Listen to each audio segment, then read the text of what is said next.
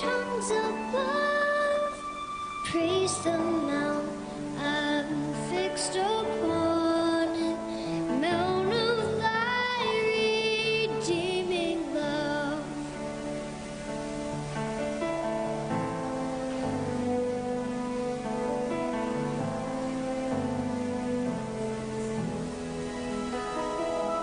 Here I raise my Ebenezer, hither by thy help I come, and I hope by thy good pleasure safely to arrive.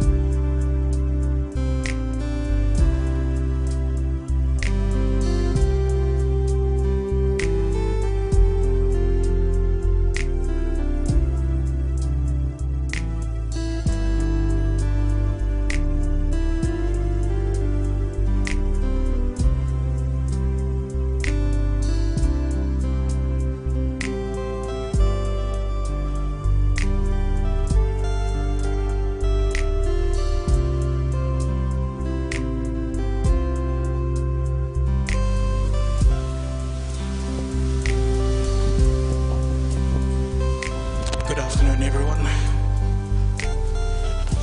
Thank you all for being here today.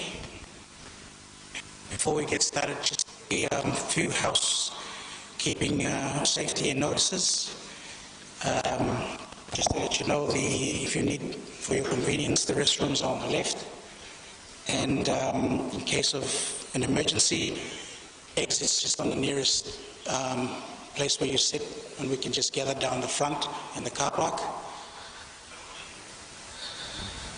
So just familiarize yourself with the surroundings, just in case an event of something happening does happen. Thank you.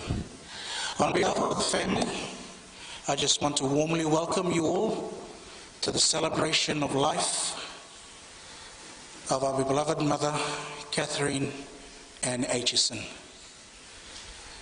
Today we are not gathered here only for her passing, but also to honor the beautiful life that she has lived, the love she shared, and the faith that guided her.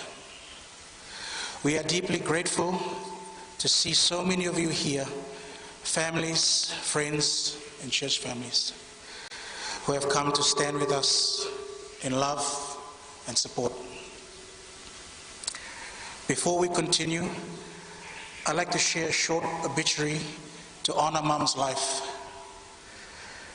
and memory, to remind us of who she was to all of us and the loving faith she carried until the very end.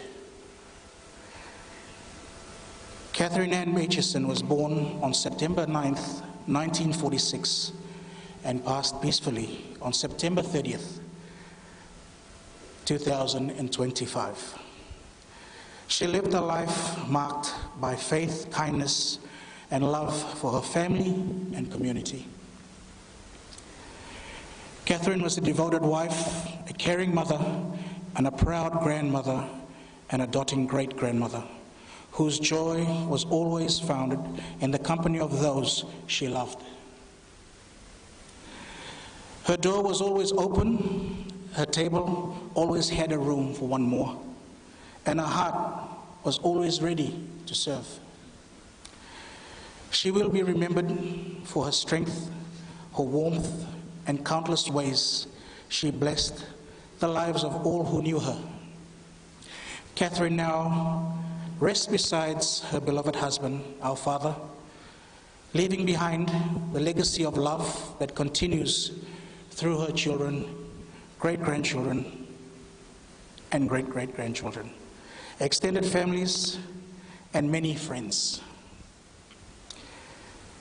Trust in the Lord with all your heart and lead not unto your own understanding. In all your ways acknowledge him, and he will direct your path. Proverbs 3:5-6. Thank you all for taking the moment with us to remember Mom's life.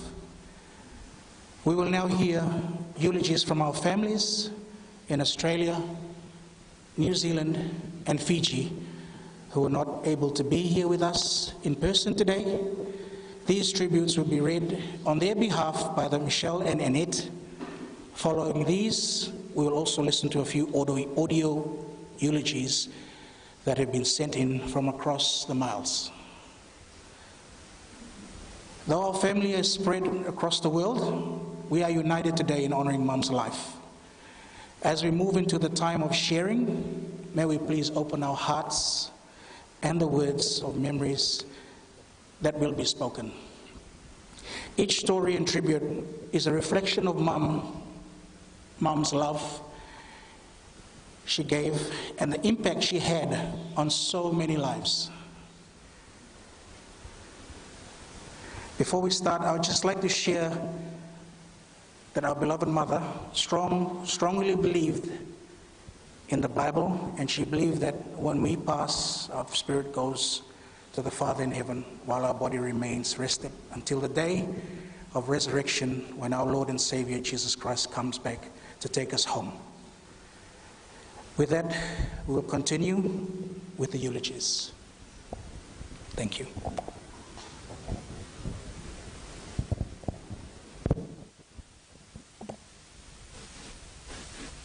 Brothers and sisters, family and friends, today we gather not here but in gratitude.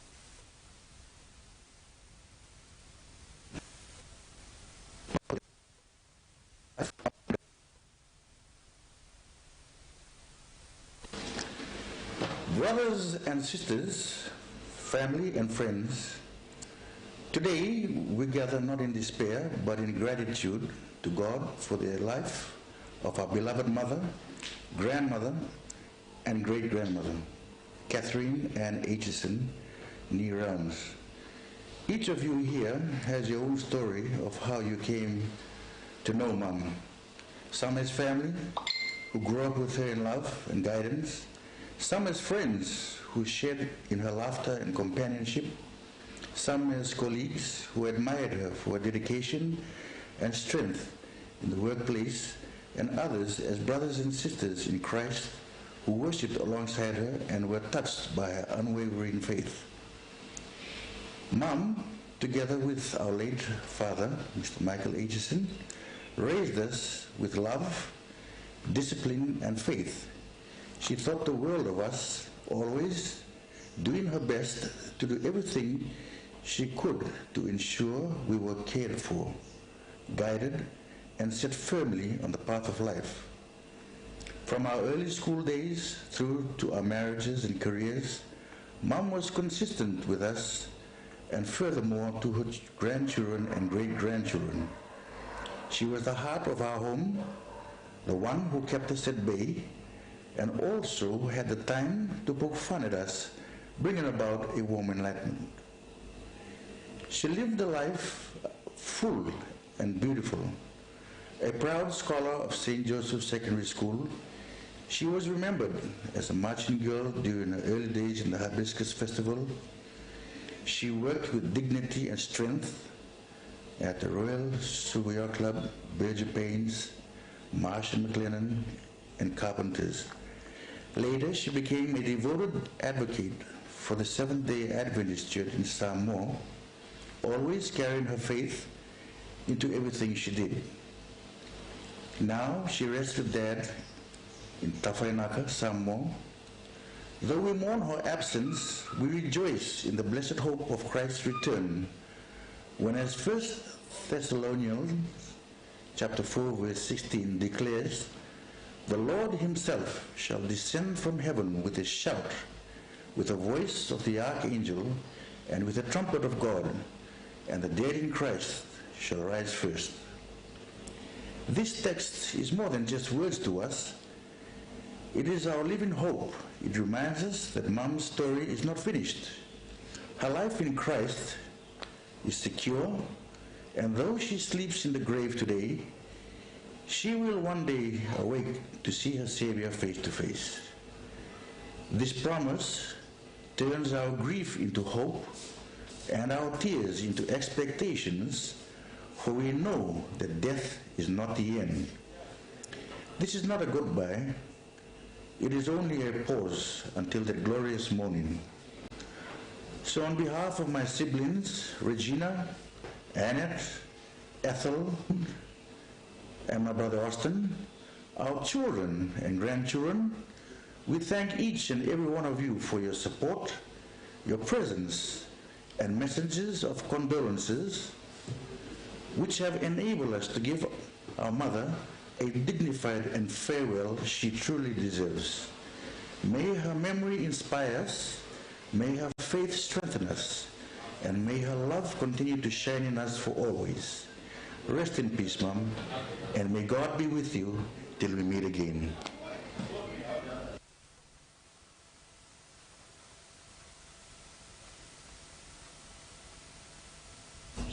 For my Nana, John 3:16, for God so loved the world that he gave his only begotten Son, that whosoever believeth him shall not perish but have everlasting life.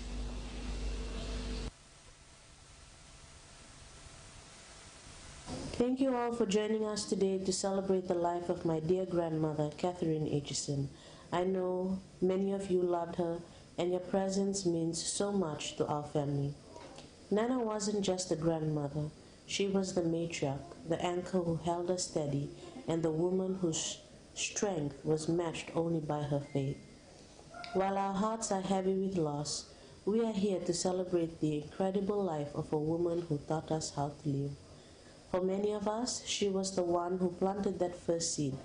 When we were young, she made sure to take us to church, introducing us to the community and the teachings that became the foundation of our lives. Beyond her strong faith and resilience, Nana showed her love through her incredible hospitality and her wonderful cooking. Her home wasn't just a place to live, it was the heart of our entire family, a place of constant warmth and welcome. I know I'm not the only grandchild who remembers looking forward to the end of the week, because every weekend meant a trip to Nana and Pa's house. She truly believed in the blessing of a table. No matter who showed up or how many there were, Nana always had an extra plate, a second helping, and a word of encouragement. She didn't just feed our bodies, she nourished our souls. This was her way of serving the Lord by making sure everyone who walked through her door felt completely and unconditionally loved. But the memory I hold most dear, the one that truly defined her ultimate love and support, was her presence at my court marriage. Nana had no idea how much that meant to me. It wasn't a big traditional wedding, church wedding, but there she was, the matriarch, present to witness and bless the start of my new family. Nana, thank you for being our constant light. We will miss your laughter and your stories, but we carry with us the greatest gift you gave us, the knowledge of how to love well. The world is undoubtedly a quieter place without our matriarch Nana, but her voice, full of faith, love, and resilience, will echo in our family for generations. She taught us how to run the race with endurance, and now she has reached the finish line. As we grieve our loss, we find comfort in knowing that her faith has been made sight. We hold on to the promise of his soon return, where he will wipe away every tear from their eyes, and death shall be no more. Neither shall there be mourning, nor crying, nor pain any more, for the former things have passed away. Revelation 21:4. Until we meet again, dear Nana, we love you forever. We know you are now resting peacefully in the presence of the Lord you loved so faithfully. Rest in peace, dear mother, grandmother, and faithful servant.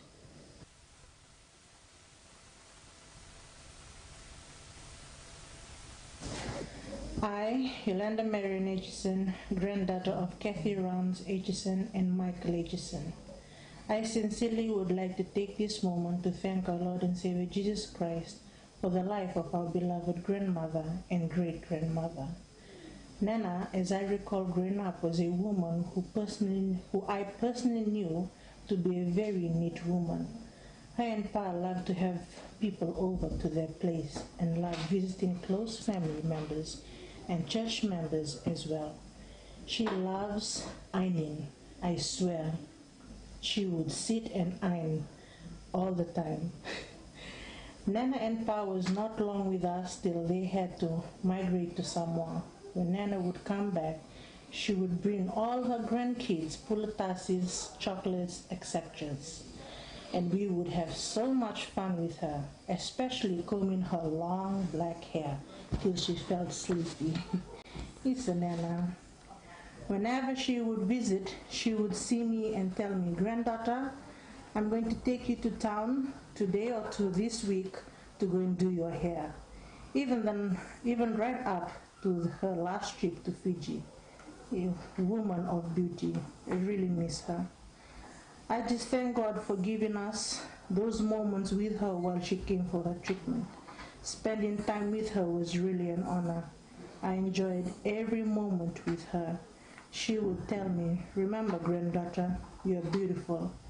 Never look down on yourself." Thank you, Nana, I would tell her. I thank God for her life, and she will be missed daily. In closing, I would like to claim 1 Thessalonians 5:18. "In everything give thanks, for this is the will of God in Christ Jesus concerning you." Thank you, and Vinaka Vakarelo.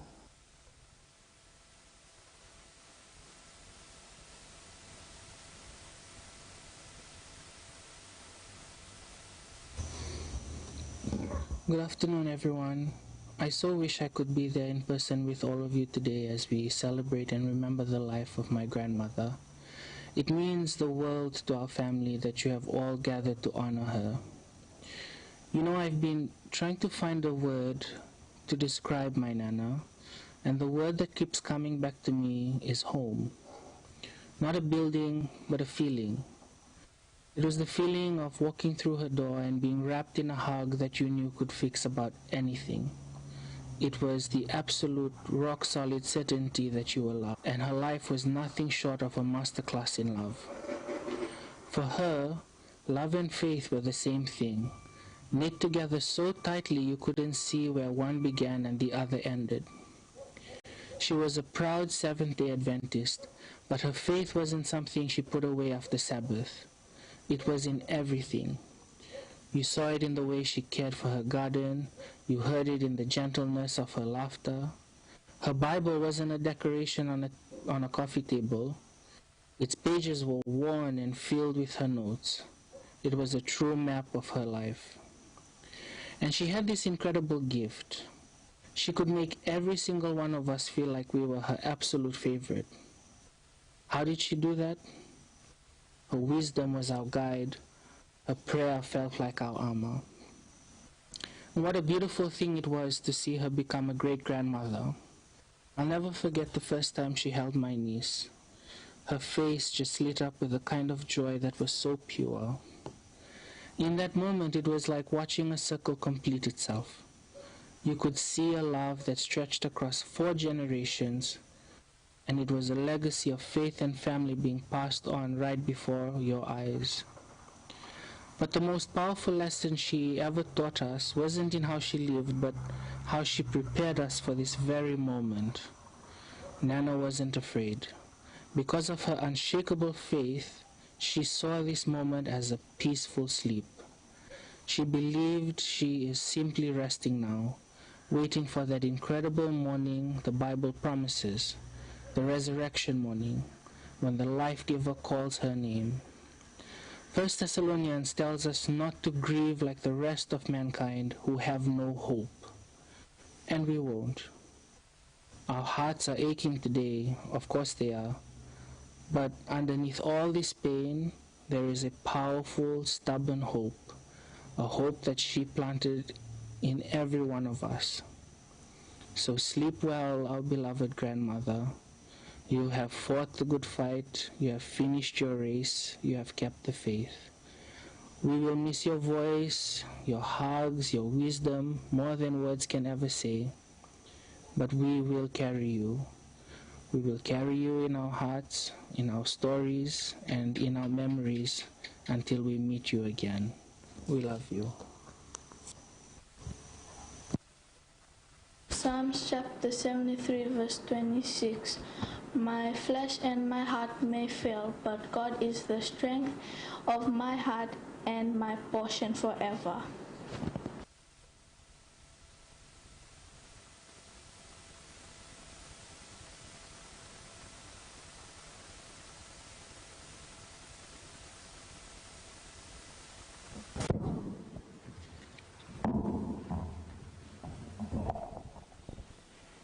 Could we all stand, please, for the first hymn? It's on your brochure here. The Wonder of It All.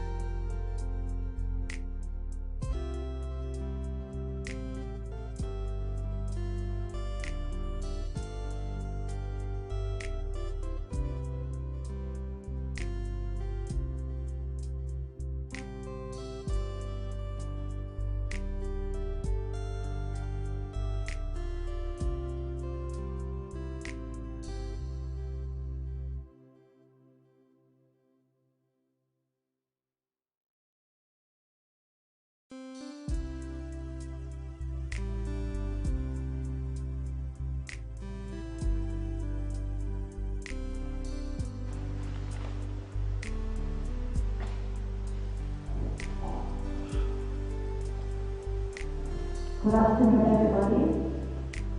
I'm busy reading in poetry from my daughter's sister in Australia. Nana Ima. Good afternoon, everyone. Thank you all for being here today to honor and celebrate the life of someone incredibly dear to me, my sister, Catherine Ann Aitchison Nee Rounds.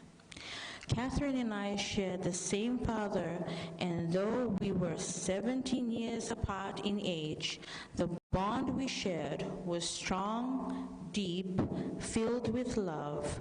She wasn't just my half-sister. She was and always will be my sister, my family, my friend.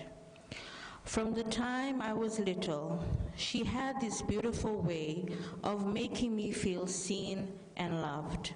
She didn't treat me like the little sibling. Instead, she welcomed me into her life with warmth and affection. And as I grew older, our relationship grew right along with me into something rich, honest, and full of heart. When I moved to Australia, it became harder to see each other in person, but our connection never faded. In fact, in some ways, it grew even stronger. Our phone calls became our lifeline, and they weren't quick check-ins, they were long, soul-filling conversations that stretched for hours. We talk about everything. Our kids, our families, the good, the bad, and everything in between. We'd laugh until we cry, and sometimes cry until we laughed. She was open, honest, funny, and real. There was no topic off limits, no emotion too big. If I wanted to know something, she would tell me. If I needed comfort, she gave it freely. She had this gift of making you feel like your voice mattered, your feelings mattered, you mattered. She listened with her whole heart, and she loved with it too. One of my favorite memories is from when she came to Sydney. We sat down for a simple lunch at 12:30 in the afternoon, and we didn't stop talking until 6 p.m. Everyone thought we had gone off for a nap, but really we were just catching up, completely lost in each other's company. That afternoon was filled with laughter, stories, and memories. It felt like coming home. Catherine was the kind of sister anyone would be lucky to have, strong, loyal, generous, and full of life. She loved fiercely and gave wholeheartedly. Even from across the world, I felt her presence in my life like a steady light. Her absence leaves a hole that cannot be filled, but her love leaves behind something even greater, a legacy of connection, laughter, and deep, unwavering family bonds. Catherine, thank you for every call, every story, every laugh, and every moment. Thank you for being not just my sister, but my safe place and my guide. I miss you deeply, but I carry you with me always. Rest peacefully, big sis. You are one of a kind, and I will never stop loving you. Ima Rounds, Rambuka. I will also be reading a eulogy from her namesake in Australia, also in Melbourne, also named Catherine. Thank you everyone for being here today, taking time off your busy lives to sit for a few hours to celebrate the life of my dear Aunt Catherine. Your love and support is greatly appreciated. My name is Catherine, and I am the eldest daughter of her late brother, Arthur David Rounds. Catherine Ann Rounds was born in Lambasa on the 9th of September, 1946, and was the eldest child of the late Archie Rounds and the late Flory Mackenzie. This marriage also produced one son that was my dad.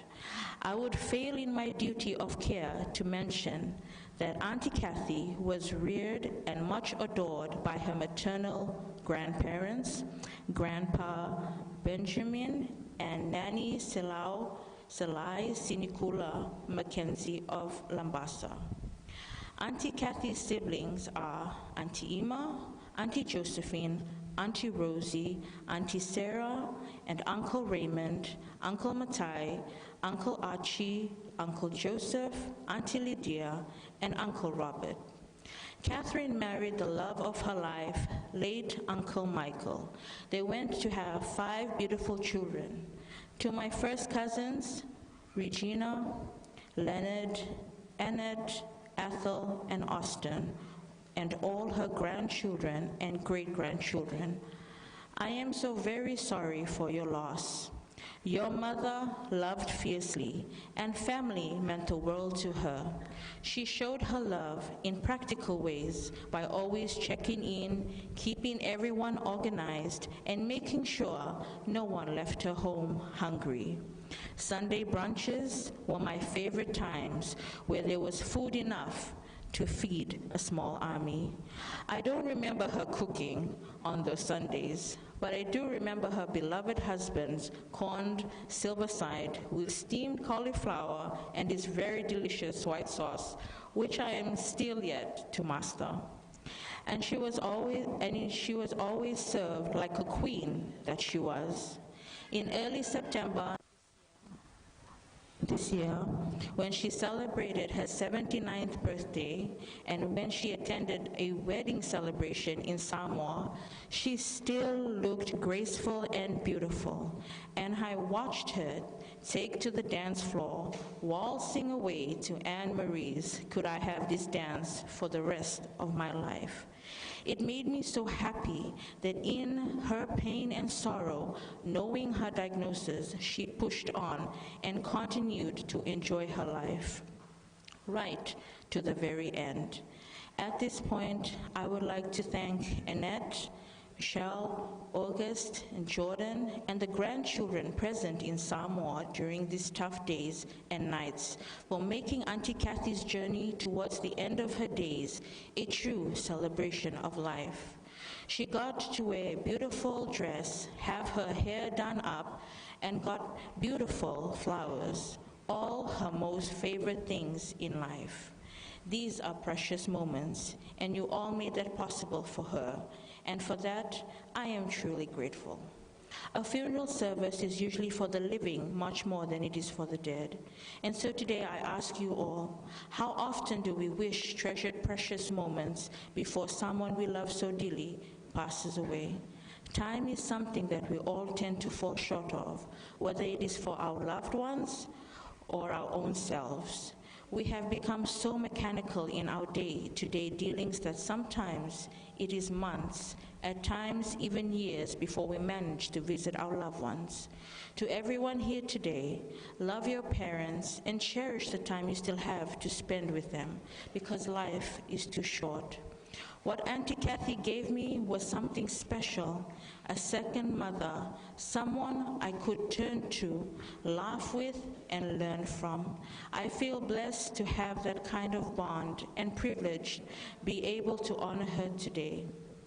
Saying goodbye isn't easy, but gratitude helps carry the weight. I'm thankful for her warmth, her humor, and the love she gave so freely. She leaves behind a legacy of care, thoughtfulness, love, and quiet strength, and I will hold that close always in the end. She taught me so much about grace, resilience, and about what it means to show up for the people you love. Her absence will be deeply felt, but her presence continues in the stories we share, the habits we keep, and the quiet ways we care for each other. That's the legacy she leaves with us all. We all wish we had more time with you, dear Auntie Kath. Rest in peace until we meet again. Sotatale.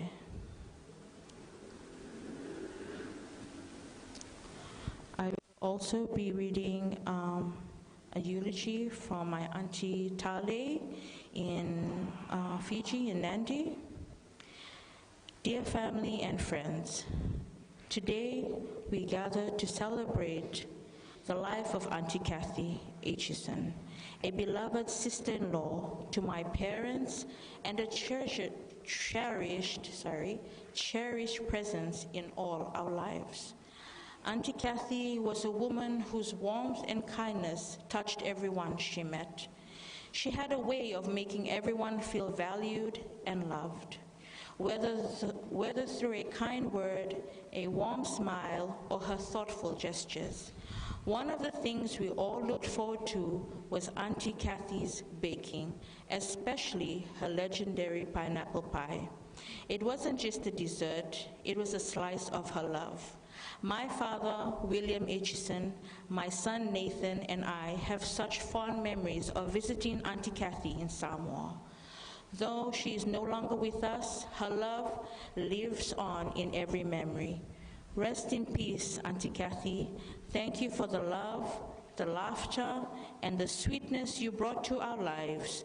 We will miss you dearly, but you will always hold a special place in our hearts. With love and gratitude, Tale. Thank you.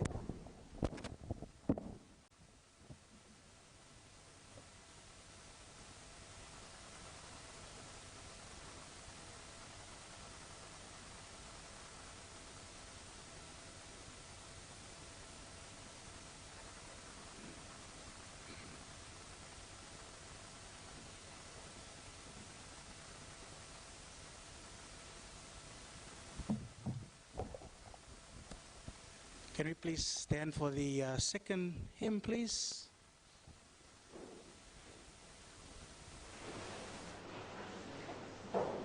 Softly return.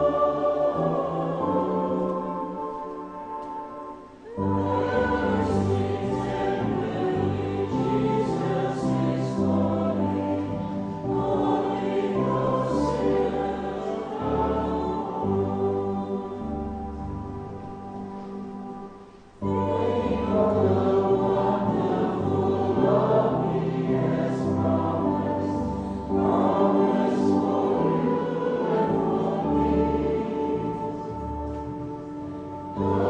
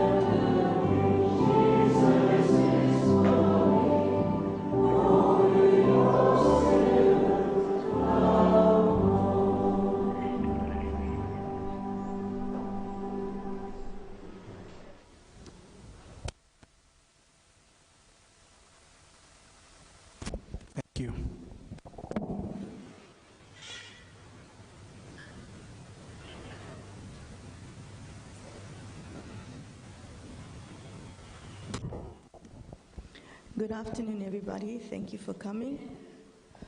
This afternoon, this eulogy I'm reading is from Mom's cousin brother, Captain James Sasson. He lives in Fiji. Good afternoon. On behalf of Catherine's entire family, thank you all for joining us here at Tawhaingata today under the beautiful Samoan sky to celebrate the remarkable life of our beloved Catherine Ann Aitchison. For many of us, she was not just a relative, but our favorite first cousin and a dear favorite among all her peers. Catherine arrived into the world on September the 9th, 1946, and began a journey defined by wit, warmth, and an unwavering mischievous spirit. Just a few days ago, on September the 30th, 2025, she was called home. While the pain of her departure is fresh and heavy in our hearts, we choose now to focus on the vibrant, long-lasting light she shone on all of us. Catherine was a beautiful contradiction. She possessed one of the sharpest, most logical, practical, and analytical minds any of us knew. She was systematic, a meticulous planner who set goals and pursued them with incredible focus. Yet she was also a pure bundle of joy, full of mischief, and could bring a burst of laughter to any gathering with her perfectly timed stories. She was the original social media network for our family. Long before the internet and phones, Catherine was our essential center of communication, the one person who always knew the who, what, or where of everything happening.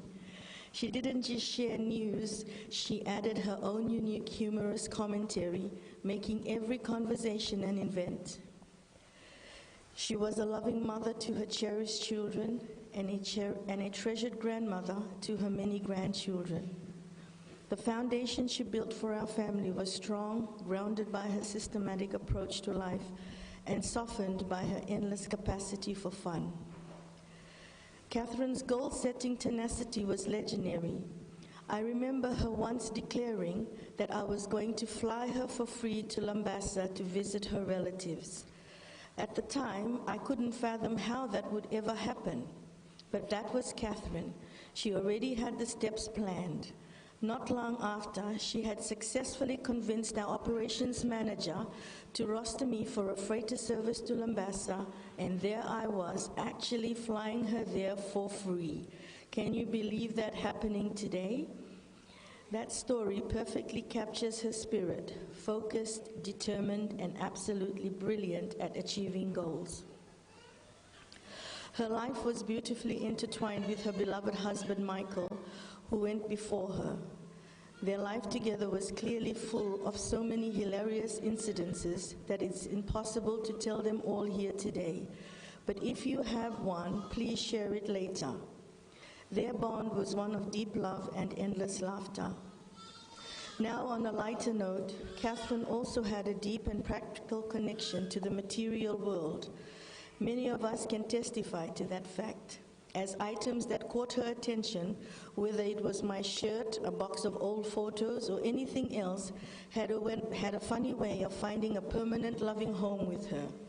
This little quirk, coupled with her grounded and focused approach, is part of the hilarious legacy we cherish.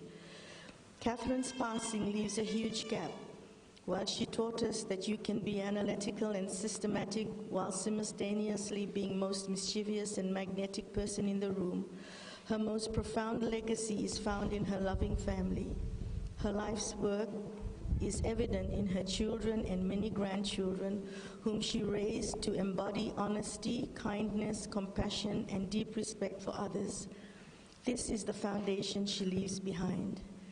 It is fitting that we say goodbye to her here in the land she loved.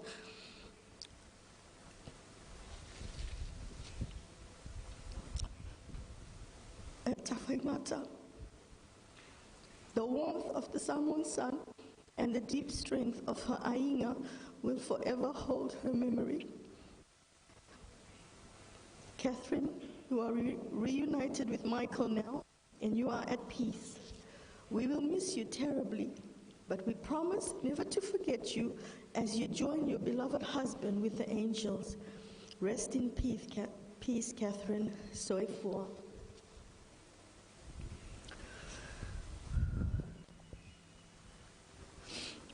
The next eulogy I'll be reading is from Auntie Margaret Whiteside in Suva, Fiji. Isa Kathy, my dear friend, and someone I looked up to as the big sister I never had. Kathy and I have been friends for 38 years. You are always full of life and so friendly, helpful, and kind. Thank you for your love and care. You took your illness in your stride and showed great courage and strength. What a woman, Wonder Woman. You are a fighter to the end. During the last few weeks, I went with Kathy on the rides that Annette would take her on and got to see the beauty of Samoa. I watched Kathy dance so gracefully at a wedding and celebrated with her 79th birthday. And all the while, I was in Fiji. Thank you for our last Talanoa last Sunday, Kathy. I will always cherish that. To Annette and Jordan, thank you for your love and support for Kathy in her time of need. To Kathy's children, grandchildren, and great-grandchildren, you are lucky indeed to have such a wonderful mother, grandmother, and great-grandmother. She loved you all.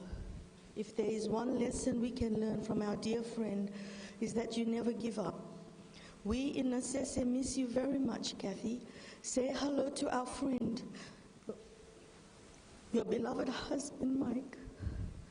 Farewell, dear friend, till we meet again. Rest in peace and love, Margaret Whiteside.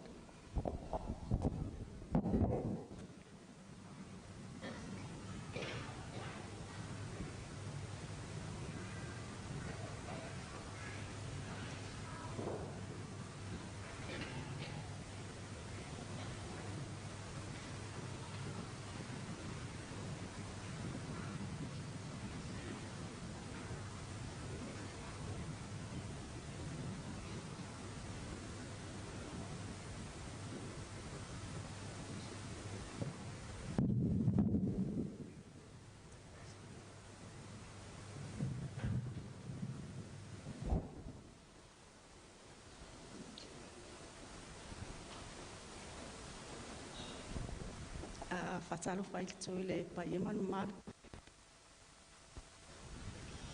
Wa pili nei tu la le auli. For those of you who don't know me, my name is Eseta. I'm married to Austin, and we have a son, Mikey. Today, I stand here with deep love and gratitude to honor to celebrate the life of a woman who means so much to me. I first met Mom in 2005, nearly 20 years ago. And from the very beginning, she welcomed me with open arms. She didn't treat me like an outsider or just her son's wife. She embraced me as her own daughter.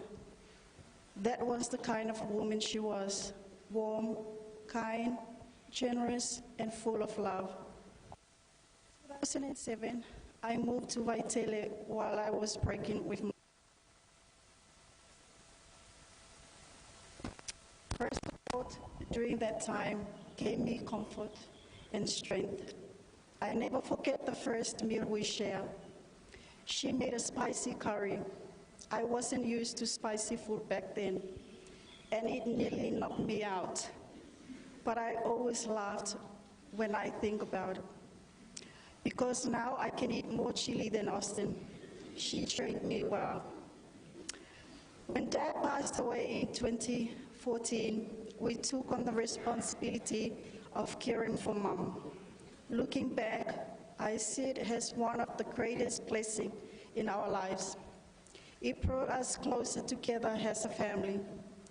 Just the four of us at home, and we share not just space, but memories, laughter, and a quiet sense of joy in every day. In 2018, when we moved to New Zealand, there was no question. Mom came with us.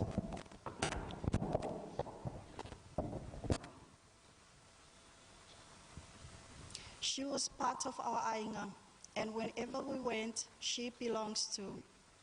Even though it wasn't always easy to secure a permanent stay for her, we did everything we could to make her time with us comfortable, happy, and filled with love. For 11 precious years, I had the honor of living with her,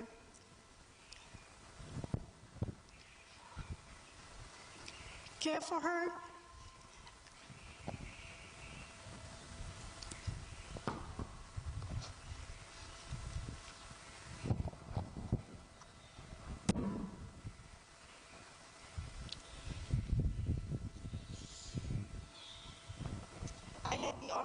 living with her, caring for her, and sharing life side by side. I thank God for giving me that opportunity to love her, to serve her, and to honor her in the way she truly deserved. As the Bible said, honor your father and your mother so that your days may be long.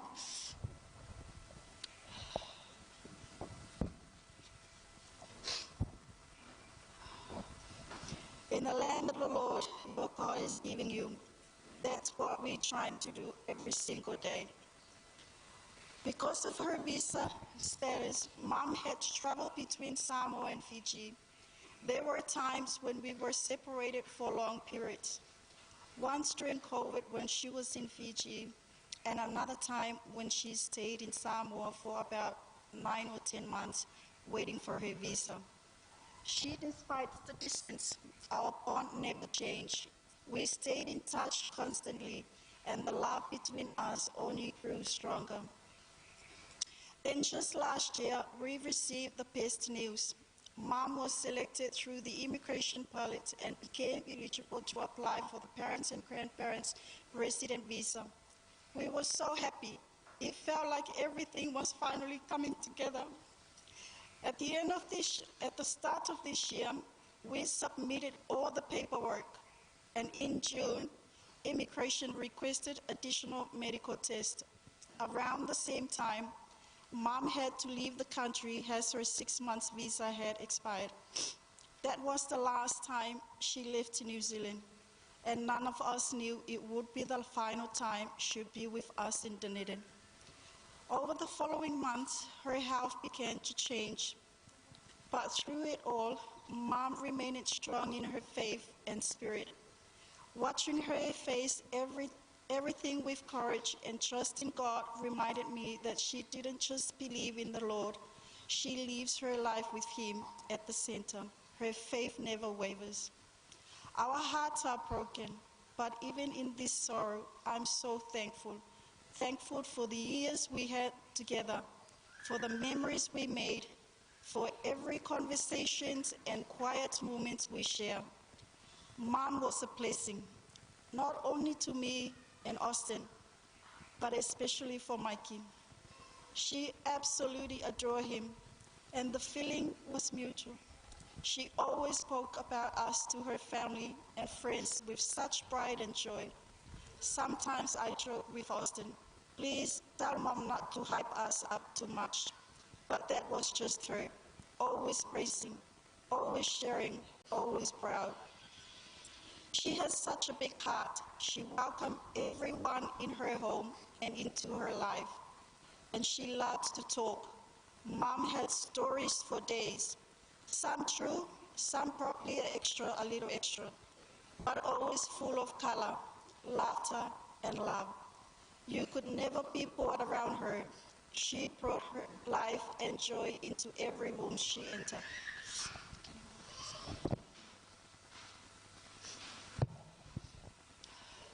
More than anything, Mom was a woman of deep faith. She was strong, prayerful, patient, and full of grace.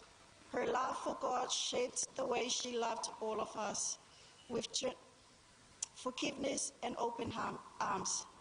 Mom, today we gather to celebrate your life. Your presence was a gift in our home. Your love shaped our lives.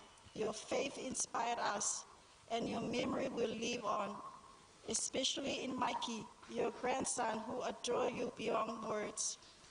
I have fought the good the good fight. I have finished the race. I have kept the faith. Your strength, your story, and your love will forever remain with us. Thank you, Mom. We love you dearly. May you rest in eternal peace. God's love.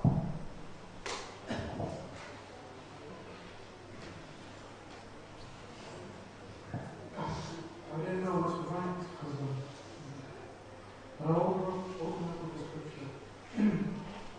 I have been crucified with Christ and no longer live, but Christ lives in me. The life I know, I live in me. I live by faith in the Son of God who loved me and gave me himself for me.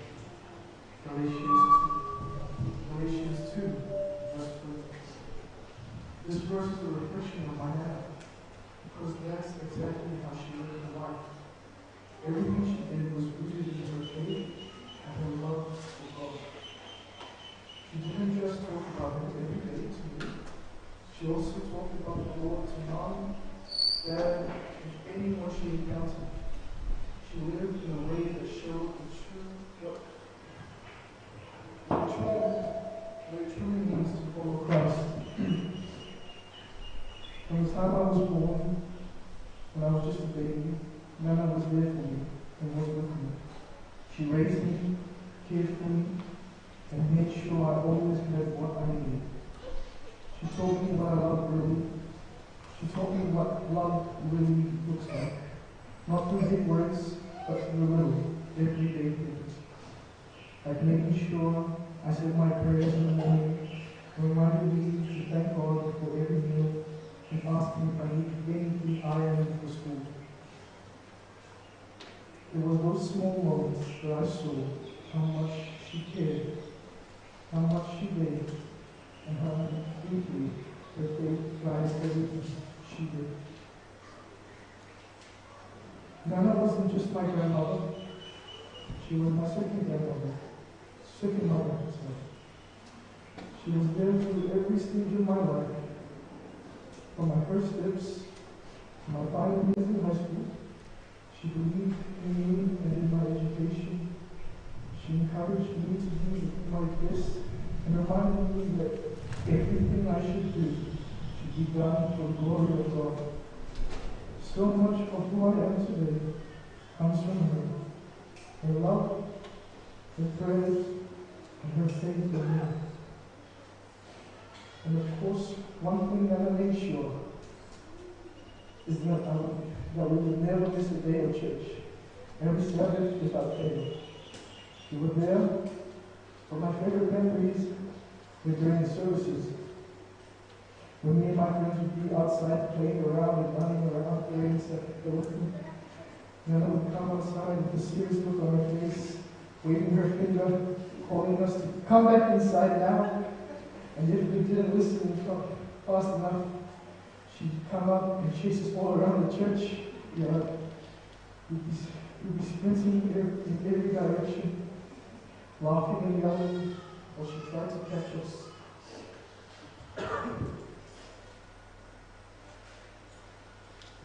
Those moments still make me smile, because even her discipline, there was love and a little bit of fun too.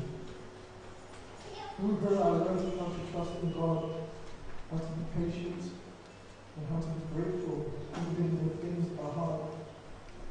Nana's faith was strong, and she passed her strength not only just onto me, but onto her children, other grandchildren, and great-grandchildren. I thank God for blessing me, my family, with a mother, grandmother, and great-grandmother.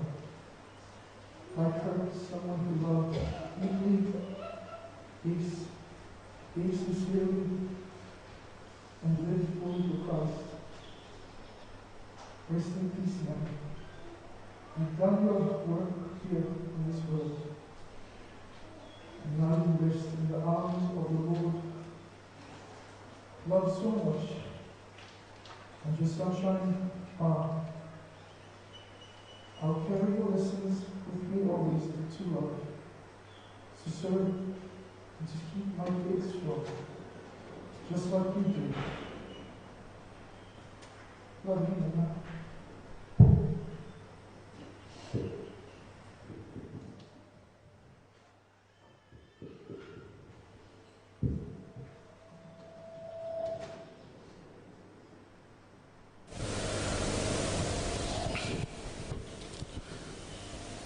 My mother was born in September 1946 and just recently celebrated her 79th birthday. Filled with faith and love and strength, she was a woman deeply devoted, not just to her family, but her values and above all to God. Her faith wasn't just something we talked about, it was something she lived every single day. Growing up in Fiji, one of my strongest childhood memories was how church was her life. It wasn't just part of a routine, it gave her purpose, unity and strength. Through her I've learned what it is meant to live with kindness, humility, and strong spiritual grounding.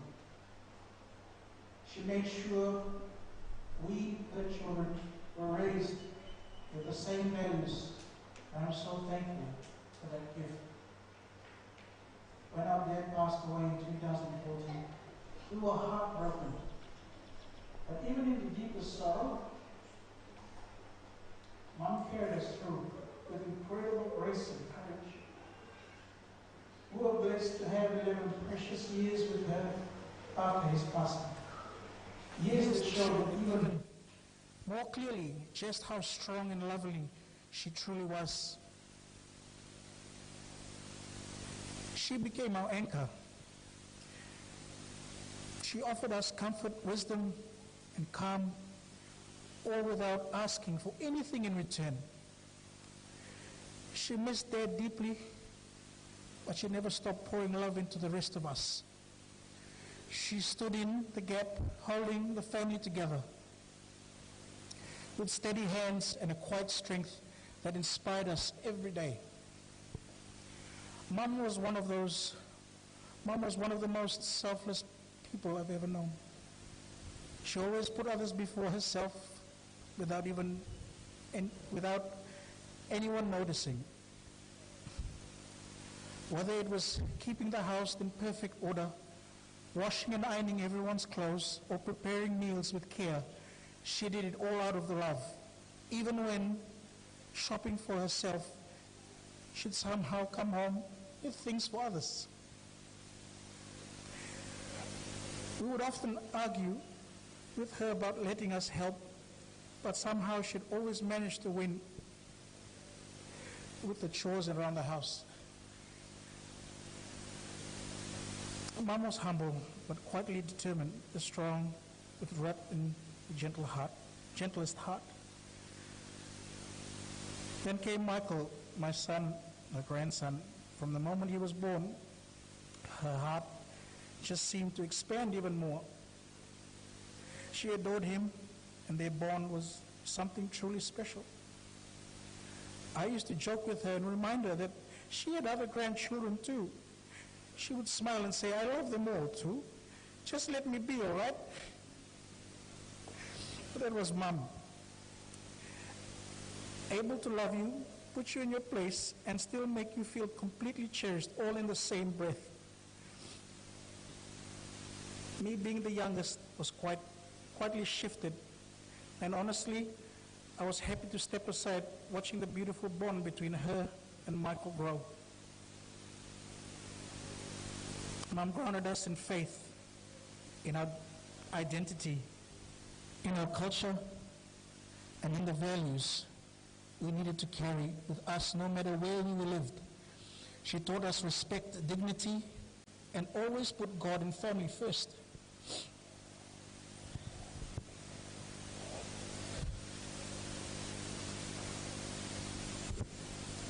She was the heart of our home and the soul of our family.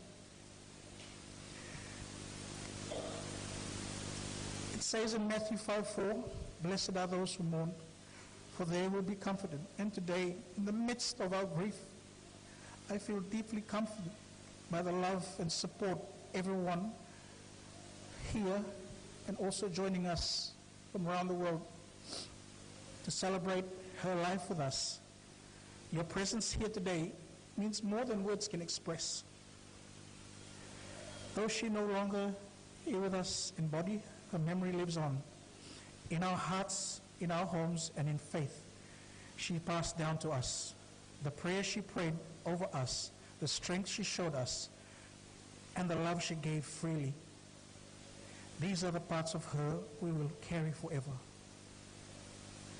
Mom, thank you for everything. You've run your race with grace. You fought a good fight, and now you rest in the arms of the Lord. You loved so deeply. We love you, we miss you, and we'll carry you with us always. Thank you.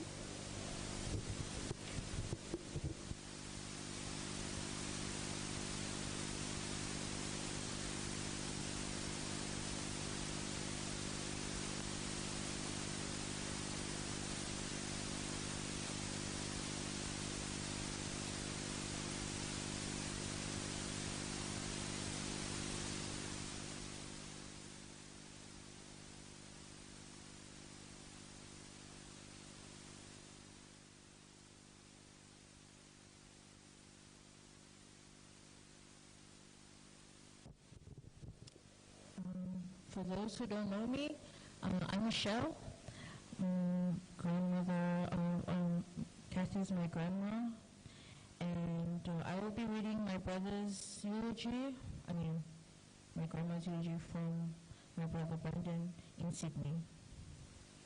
Today I write this with a heavy heart to remember and honor a beautiful soul, my Nana. Nana was more than just a grandmother to me. She was my comfort, my laughter, my gentle reminder that love could be found even in the smallest moments.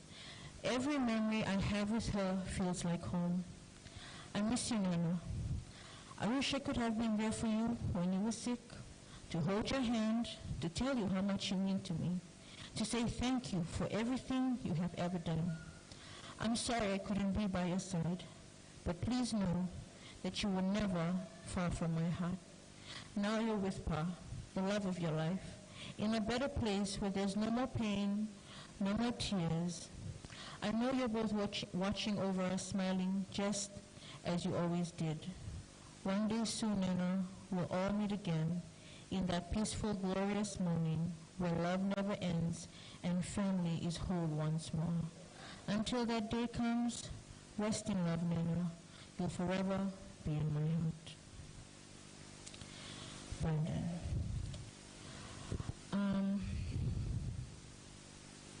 I would like to share something, just as you heard throughout everyone's eulogy about Nana, how loving and caring and selfless Nana was. My fondest memory of Nana is, like everyone has mentioned, she loved church. She was a woman of faith. And you bet your bottom dollar, every Friday she's nagging everybody, where's your clothes? Where's your clothes? Get your clothes ready, because I need to iron it, get everything ready, Sabbath is drawing near, Sabbath is drawing near. And, just like a rebellious kid, I'll be like, taking my time. But yeah, I just miss Nana so much. I want to thank God for, allowing Nana to be here, in her last days, leading up to her resting. Nana was, she was such a strong woman, a very strong woman. And the week leading to her lean, I shared with her. I took her hand, it was last week Saturday. I took her hand and I looked at her and I said, Nana, while you're still here with me, I just want to let you know that I'm so grateful for everything that you've done for me. From when I was young, getting me ready for school, making sure I'm on the bus on time, waiting for me when I got off the bus from school, had a snack for me ready. Oh, Nana, I just thanked her. Leading to that conversation, I also turned to her and I said, Nana, I just want to say, when I first came to Samoa, I used to be rebellious with my grandfather and kind of not like go to church. But like the year 2011, my grandmother was like, hey, enough, enough being rebellious, come on, you gotta go to church, all right? So I was like, okay, Nana. So when I told her, I said, when I looked at her, I said, you know, Nana, I just want to say thank you for forcing me to go to church that Sabbath. Because if it wasn't for you, I wouldn't have met my husband who's sitting here. And you wouldn't have your 3 beautiful great-grandchildren, Jeremiah, Joshua, and Ruth. And she just giggled. And she said, oh, God's plans. And she said, never forget God. Never forget God. Stay close to God.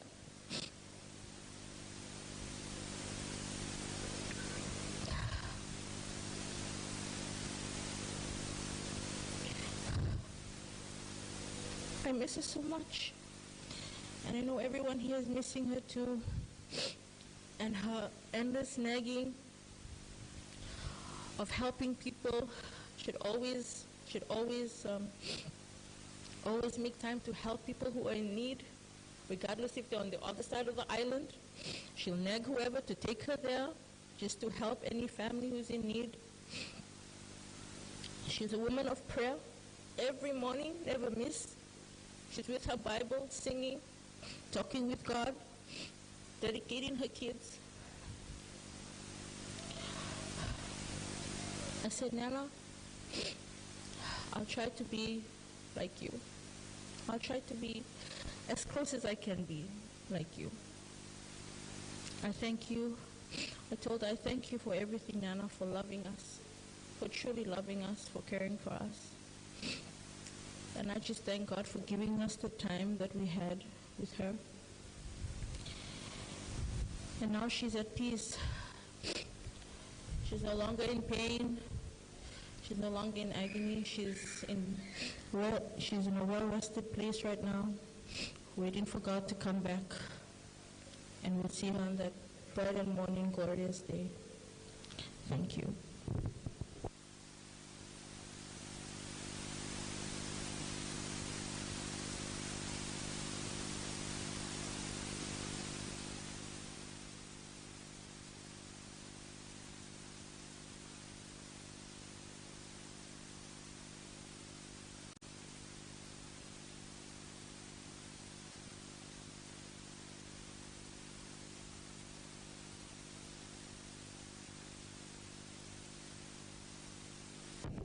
Could you please stand for a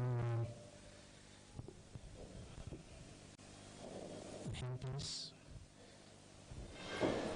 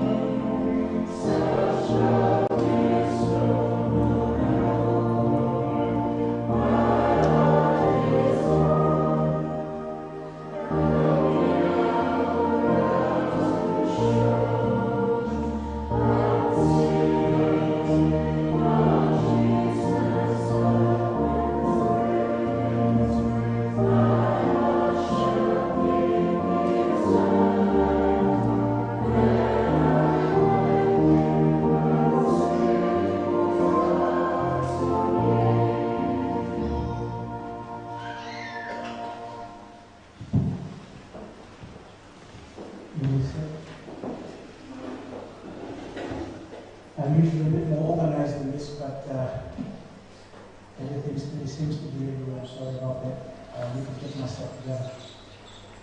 Saying that, we'll open up the floor to anyone who would like to come up and say something.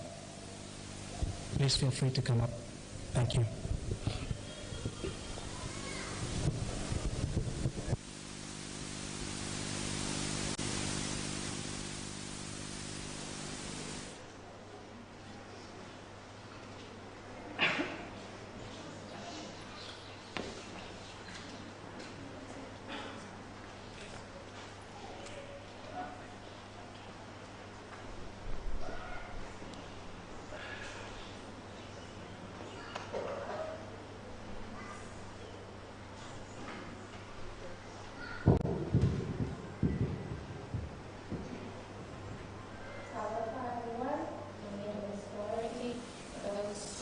Know me. I'm one of Nana Kathy's grandkids through marriage, although I've never felt that way by my Nana. She's always made me feel welcome. Before I veer off track, because I'm sure a lot of you have a lot of stories to share about my Nana, I'll get right to it. I'm going to start with a verse from Psalms 34:18. It says, "The Lord is close to the brokenhearted and saves those who are crushed in spirit."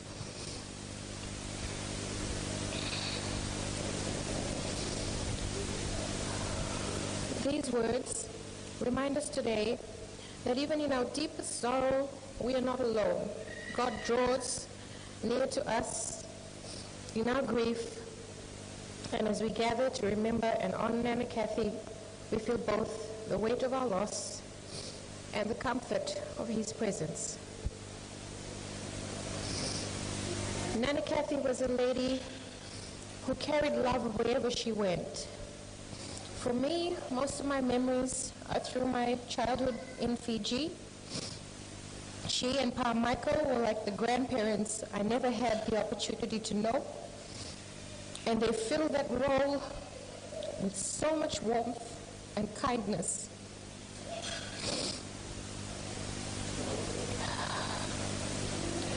I will always treasure the memories of weekends and Christmases at Sonia Place, the kitchen full of delicious food, the roaring laughter of my aunts and uncles telling jokes, some of the jokes that we were too young to understand, but we still laughed along.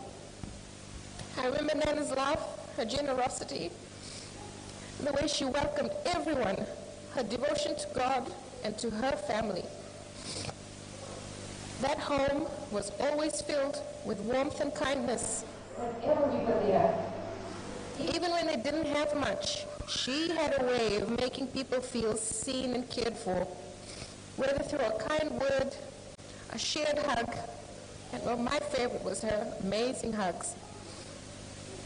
Her life was not just long in years, but rich in love. So even as we say goodbye, we hold on to the hope that death is not the end. Scripture gives us this promise. From Revelations 21, verse 4, it says, "He will wipe every tear from their eyes. There will be no more death or mourning or crying or pain, for the old order of things has passed away." Today is not only about saying goodbye, but about celebrating the incredible life she lived and the love she shared. Though our hearts are heavy, I take comfort knowing her spirit continues to live on in her children, her grandchildren, and her great-grandchildren, all of whom she was so very proud of and loved ever so dearly. Kakita Nana Kathy, goodbye. I'm sure Pa Michael was the happiest to see you. Took you long enough, is probably what his first words were to to her, sorry, before he embraced you in his longing arms.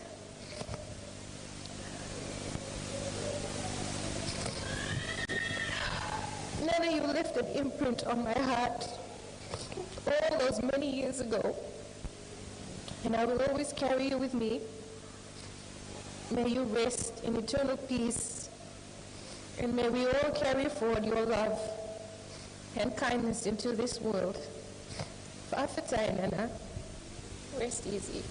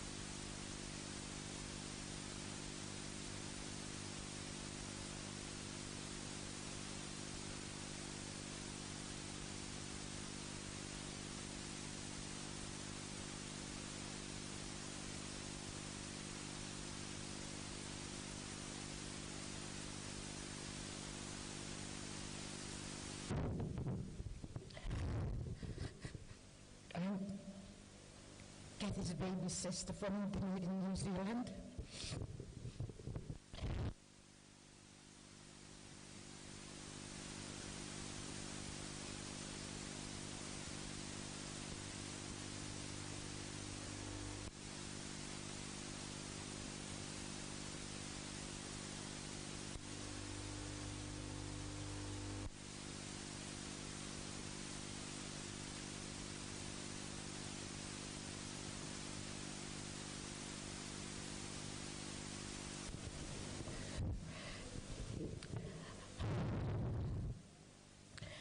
When we moved to New Zealand in the early 80s, my parents and my brother, Robert, it was hard to say to Kathy and the family goodbye because we had a close bond and network back in Fiji. Not long after we were in New Zealand, Kathy would arrive. She'd come and visit us. And she's always been there for us. And even since my dad passed away, and then Mum, and Kathy played a role of being a mother to me and Robert. Even till before when she left New Zealand, she shared her love equally. She admired Robert and his children, Shanika, Delaney, and Tyson. And she's always said to Robert, I'll take those three kids back to Samoa one day.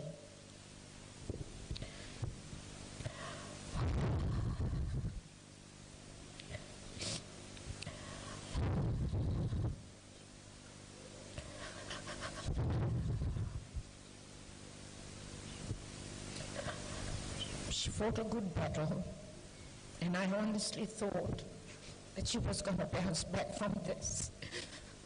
She did bounce back the last time. I said, hooray. And then she said she was going to come back to New Zealand in November, and then we'll spend Christmas together. And unfortunately,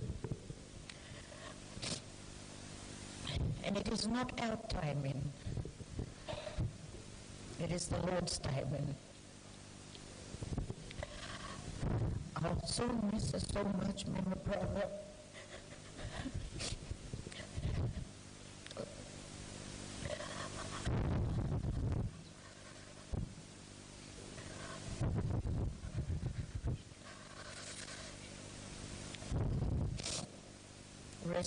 Rest in peace, my sis. It's a journey and not a destination, and we'll see each other again very soon. Thank you and God bless.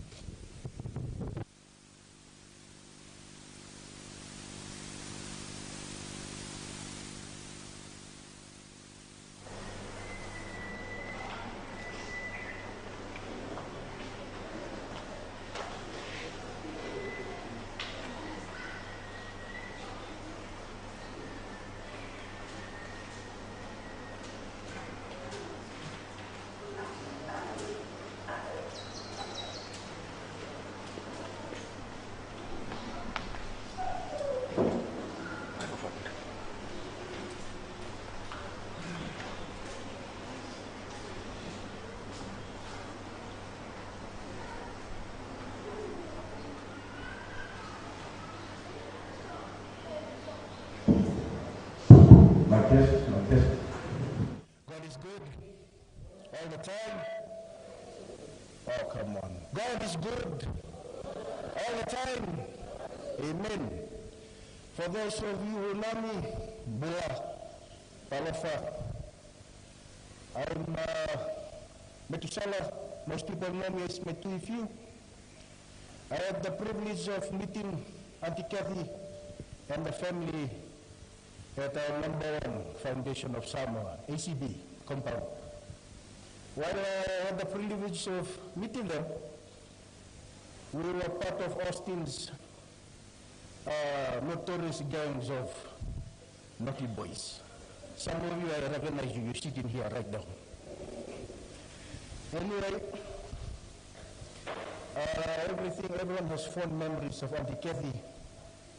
We all had our moments with her. She made us laugh.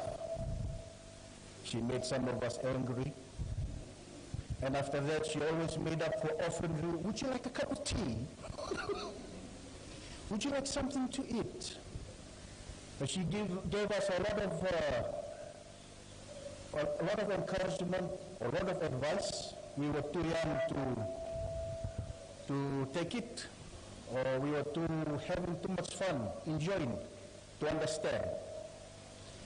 And one thing I was fond of going to ACP was the family were well cared for. They were well loved by the Wetzel family. I recognize some of you today. Some of you will not remember me because I had hair back then. Now I have no hair. Because of a couple of families staying there from Fiji, our brother at the back there, the family dedicated that piece of the compound. It was called the Fiji compound. That was the first Fiji compound in any company's history in Samoa that was dedicated to a certain section for the Fiji community. These were all of those who've been here before, way back in the days of Uncle Mike and Auntie Kathy. They will remember. This is where we used to gather. There was no gathering before. This was where we gathered. We always felt welcome. The Wetzels were always opening their gates to us. Finally, they installed an electronic gate that kept us out. Austin started taking us back in. But we normally get the telling off. Can't you boys just stay home? You have families. Have you been to church? After all the telling off, Uncle Mike will come out and say, hey woman, that's enough. Get back in the house. No, Mike, I'm just trying to tell, go back in the house. So we all thank you, Uncle Mike. And she'll go back in. In the morning when we wake up hungover, there will be breakfast. You smell breakfast in there. There will always be a plate, and that was not a joke. There will be a plate for you, a place for you to sit down, say grace, and share food.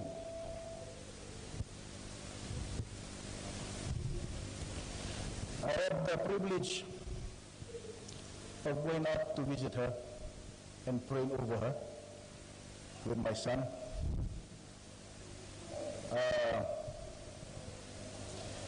When Auntie Kathy used to share the word of God with me, I pretended that I knew it. I had no idea. Our prayers back then was very simple. God bless this food we're about to eat. Amen. So she used to share, when she had the chance, when Uncle Mike's not around, she'll come and talk about God, about Jesus, about salvation. And she will always say, because she will look in my eyes, she'll know. This guy either drunk from cover, stolen from marijuana, or he's drunk on beer. So she'll just say, oh, Isa, my son, I'll pray for you. One day you will hear the truth. So I had this in the back of my mind. I will never go to a Seventh-day Adventist church. For so many years, I avoided them. I didn't go. I thought, there's plenty of Auntie Kathy around there. Don't go. And then I met my wife, Seventh-day Adventist. Yes. oh boy, this is me. Then, okay. She said, well, I'm definitely going to not change church and become Catholic like you. I said, okay. If you're thinking of learning the Word of God, which it seems like you don't. I said, no, I know. No, you don't know. Come to church. I started joining the Seventh-day Adventist. I got baptized, ordained as a deacon, and then I met her again after so many years. Me and Elder August, we normally share messages of encouragement to each other because he was so happy too that I started going to church. When she came and we embraced, she said, praise God. Hallelujah. He answered one of my prayers. One of my sons is now, he knows the truth. I said, oh, sorry. She never forgot. So, I know at this time it's sad for your siblings, your grandchildren. Auntie Kathy never treated anyone like a stranger. She treated you like family. No matter what race, what religion, she always had a place for you. So Auntie Kathy, you rest in peace until that glorious day when Jesus comes back for us. Thank you.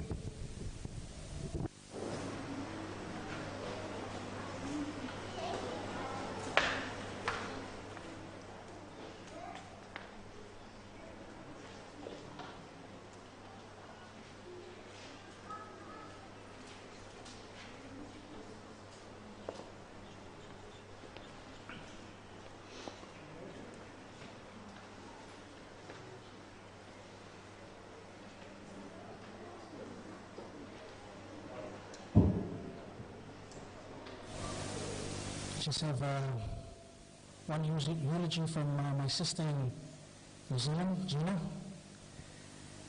A message of love from Gina. Azaria, Shane, Sasha and Alex, Penny, Nally and Paige, Winston and Celine. Today, we gather to honor and remember our beautiful mother, grandmother and great-grandmother. Mom was the heart of our family and a true beacon of love. Her warm kindness and generosity touched everyone who had the privilege of knowing her. She had a way of making each of us feel seen, cherished and safe. Our hearts are heavy with sorrow at her passing, yet they are also overflowing with gratitude of the life she gave us and the love she so freely shared. Her absence leaves a deep ache, but her legacy of love, strength, and unwavering generosity will continue to guide and inspire us every day. Rest in love, Mum. You are united with our Dad until the glorious morning when we will be all together again. We love you more than words can say. We are forever thankful that you are our mother. You are always in our hearts. And that's from Gina and family in New Zealand.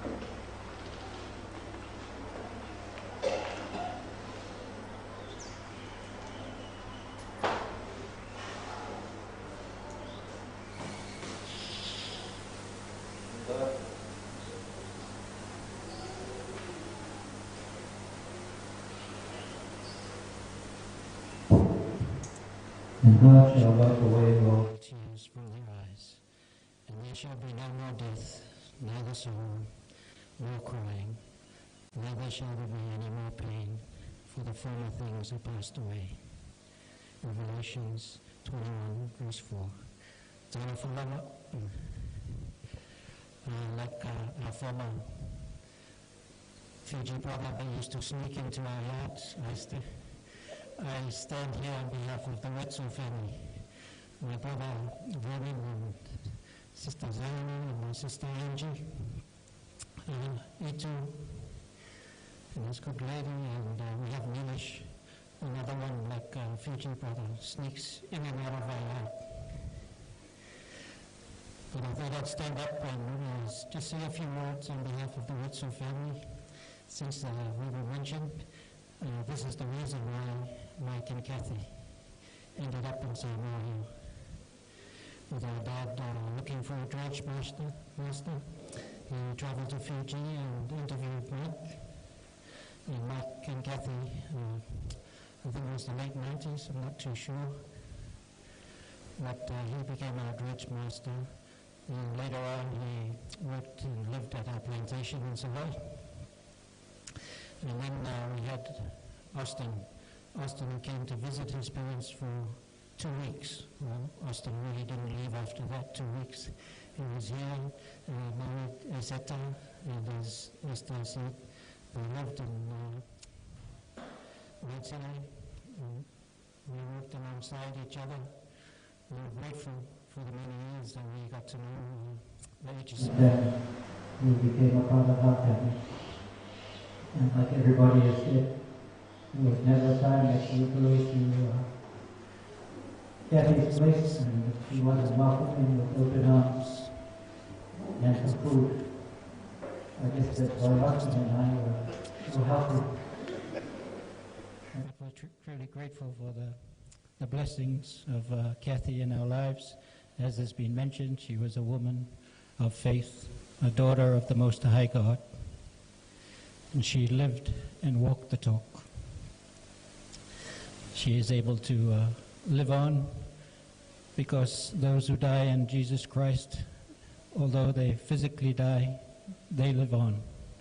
Her spirit has departed from her physical body and gone to paradise to await the glorious morning of the first resurrection, when our Savior will return with all might and glory. We're grateful to have the opportunity to watch young Mikey. As been said, we knew your grandmother had a special place in her heart for you. We've seen you grow over the years, and we too have some of that pride and love that she had for you, and watching you grow up to a young fine man.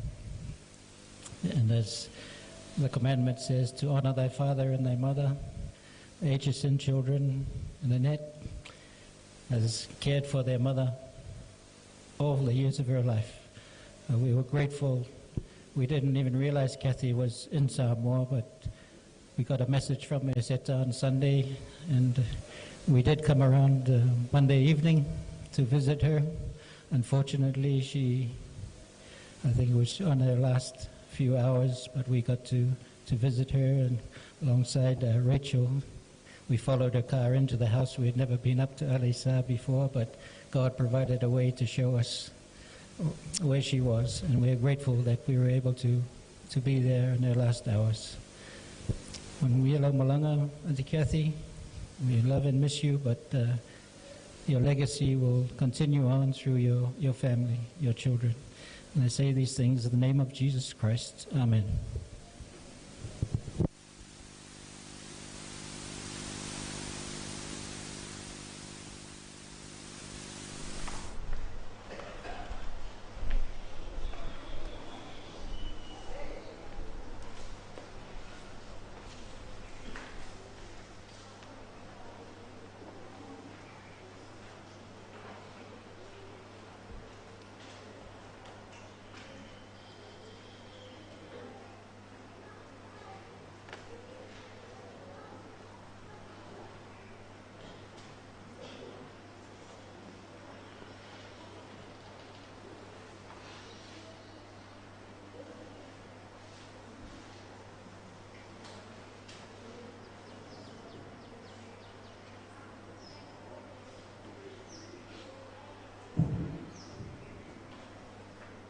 Today we gather to celebrate the life of our beloved mother, grandmother, and great-grandmother, Catherine Aitchison, Born to Rest, born on September 9, 1964, and called to rest September 30th, 2025.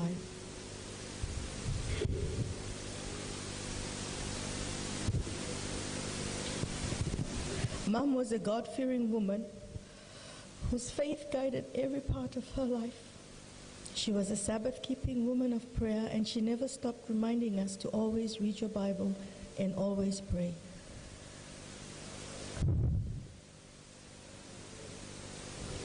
Her favorite scripture, Proverbs 3, 5, and 6 tells us, "Trust in the Lord with all your heart and lean not on your own understanding.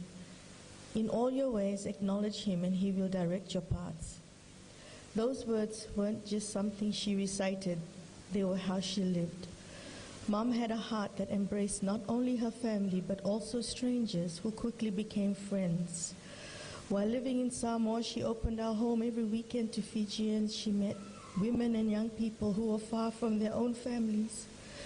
She welcomed them with love, a listening ear, and a meal. Our home at Vaitele was always full of laughter, conversation, and the warmth of her hospitality. As a mother, she was our protector. As a grandmother and grandmother, she was our source of love and joy. Mom had 5 children. I am the middle one. 12 grandchildren and 16 great-grandchildren.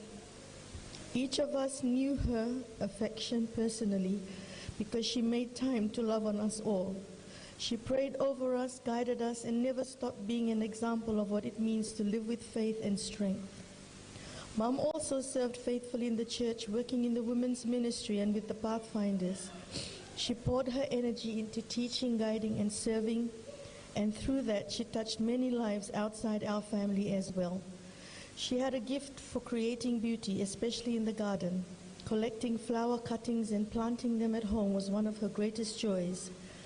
Growing up, our house was known for having the most beautiful garden in the suburb, often winning council competitions. I still remember the day Daddy said to her, "We need to start planting vegetables because the flowers won't feed us."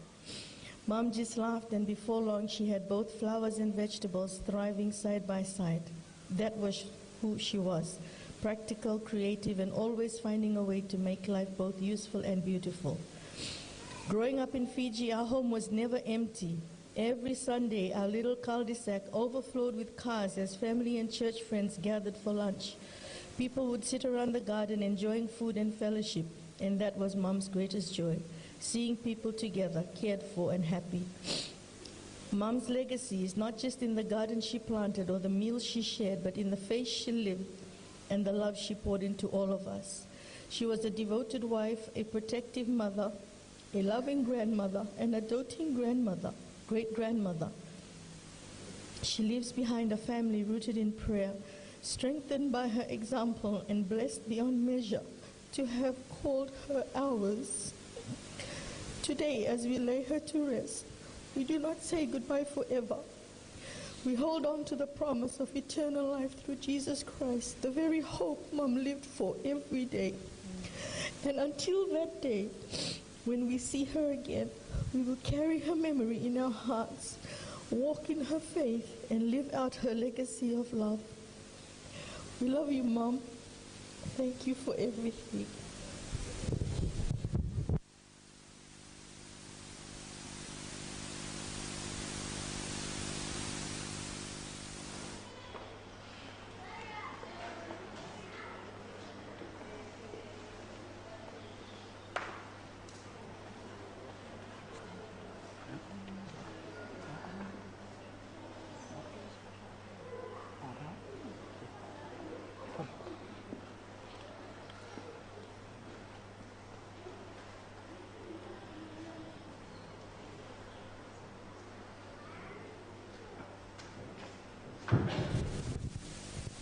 We just have one family item that we'd like to do before we go into our final and last service. Could I just please ask the family to come up?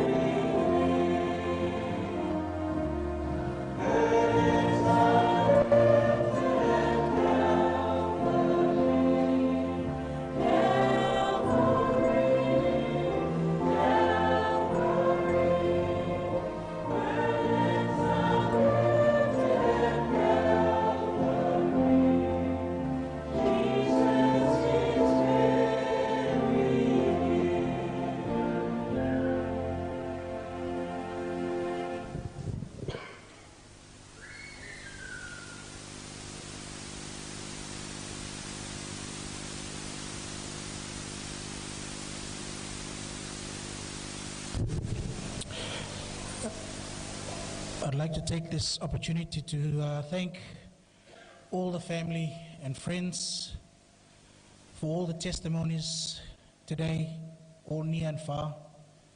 I believe Mom's memory will live in us all. I wish we had more time to listen to more testimonies, but we'll have to follow off with our main service now, and I'd like to call upon Pastor Fapalamata, if you could please kindly commence with our main service. Fafta Lava.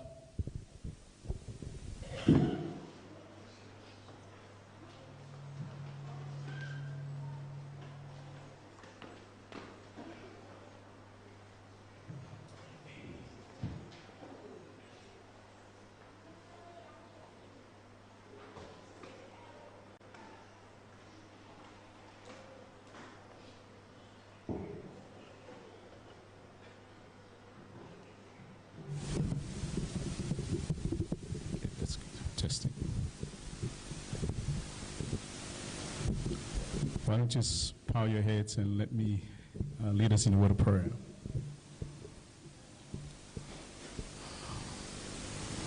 Our dear beloved God in heaven, you're the God of gods, and your love endures forever. Even in circumstances like today, your love, Lord, endures forever. Father, today we're reminded of what Peter, when he acknowledged Christ as the life giver, talking about his words, when he had reminded Jesus that where do we go when you have the words of life? Father, today there's no power in my words. There's no power in anybody's words in this sanctuary here today. What we need your words. Please, I'm asking, Lord, for the leading and the guiding of the Holy Spirit in this service today. A very special request, Lord, praying for the part, ask for your mercy and your grace upon the bereaved family. Ask for peace to be upon each and every one of the family. Father, may you lead this service, and may we bring honor and glory as we fellowship now. In your spirit, in Jesus' name we pray. Amen. Let's all stand and sing. There's a song in our bulletin. Can we stand and sing that song, please? Thank you.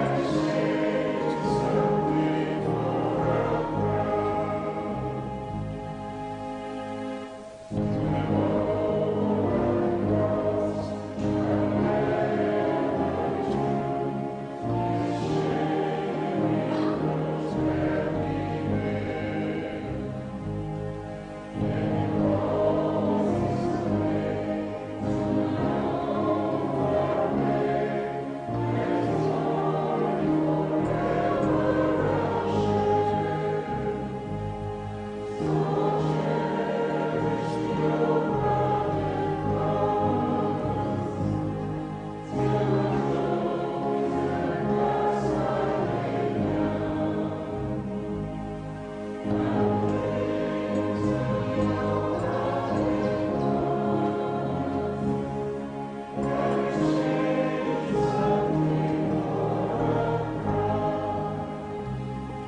seated, please. I was asked to give a testimony for our group, and I've asked my wife if she could do that for our church, for our little group. So I'm calling upon her right now to come in and share the testimony.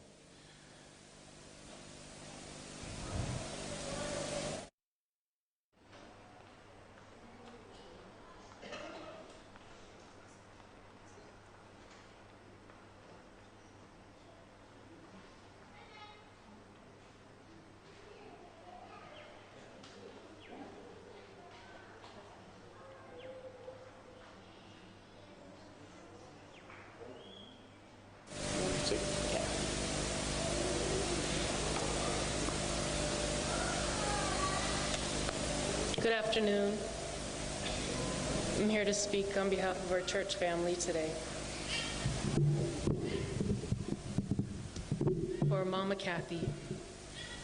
What's in a name? The name Catherine means pure.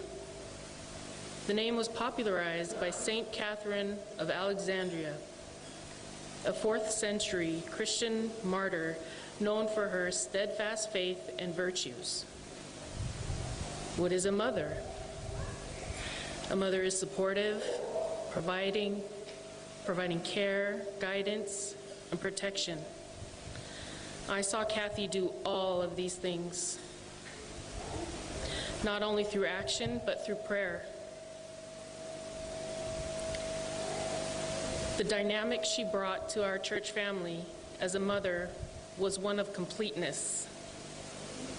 Things felt right or complete with her here.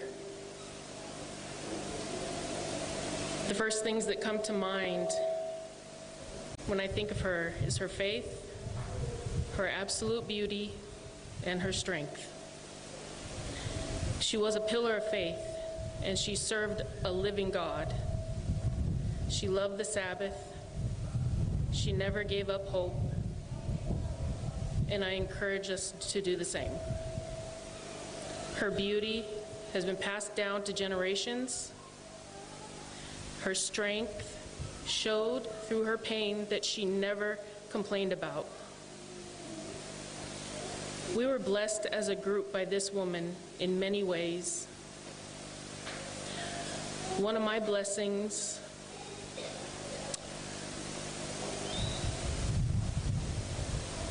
was witnessing her take her last breath as she fell asleep. The blessing is this: I'm not afraid of death anymore.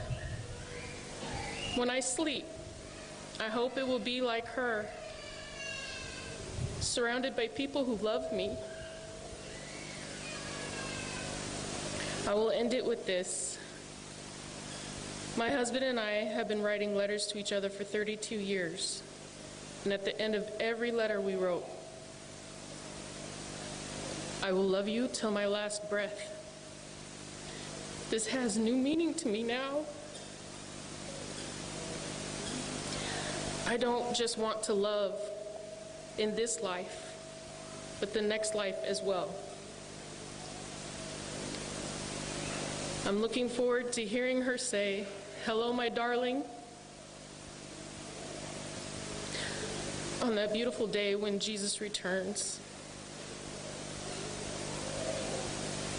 As a church family, I would like to give our condolences to the bereaved family, and please remember, somebody is always praying for you. I would also like to humbly thank the Aitchison family for sharing Mom with us. Her presence will truly be missed. May the Lord bless us all. Amen.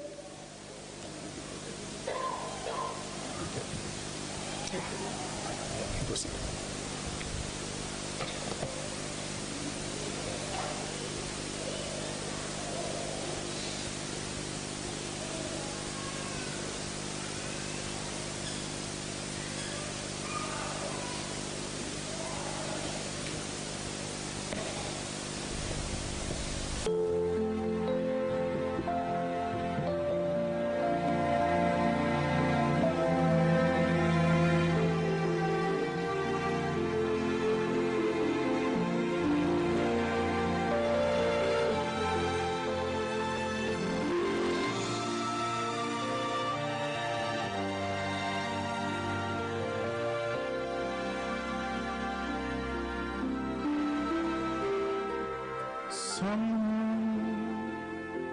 is praying for you.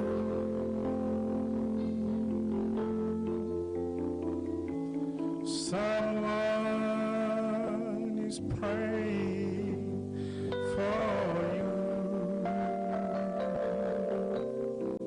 So when it seems you're all alone and your heart will break into, remember someone is praying for you.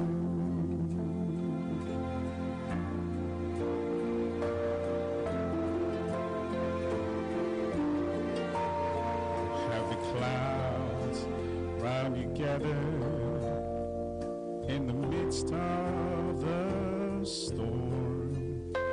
Is your ship tossed and battered? Are you weary and worn? Don't lose hope.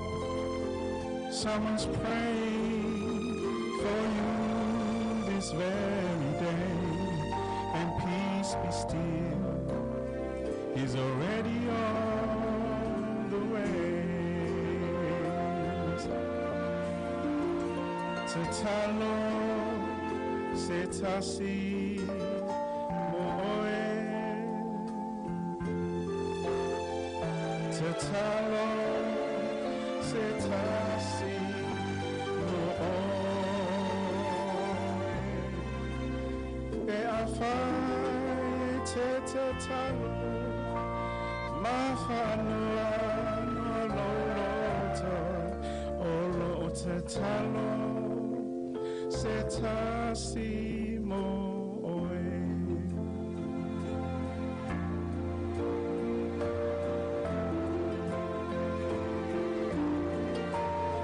When it seems that you prayed till your strength is all gone and your tears fall like raindrops all the day long. He cares and he knows just how much you can bear. He'll speak your name to someone in prayer. Someone is praying for you.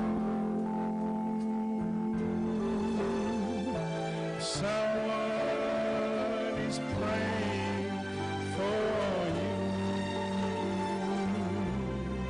And when it seems you're all alone and your heart is broken too, remember someone is praying for you. Remember someone is praying for you.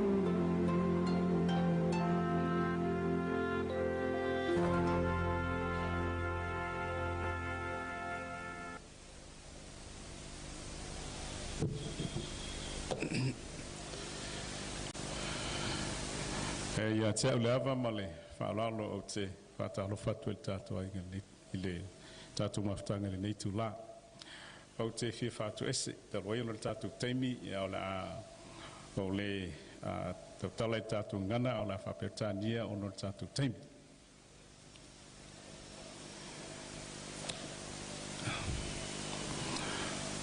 We gather here today to celebrate and honor the life of a beloved mother, Catherine Aitchison. Now, although our hearts are heavy with sorrow, we also carry a profound gratitude for the time we shared. We come with heavy hearts and with our deep condolences to the bereaved family. My prayer and our prayers that may the peace of God be upon each and every one of you. Now, as we continue with our service, I want you to reflect quietly on the moment when Kathy made a difference in your life. Now, at a moment like this, silence seems to be the only expression that fits. What can we as mere men say to a grieving and a broken spirit? But we speak today with a living hope. Death is no respecter of persons. Death is no respecter of any age, young and old.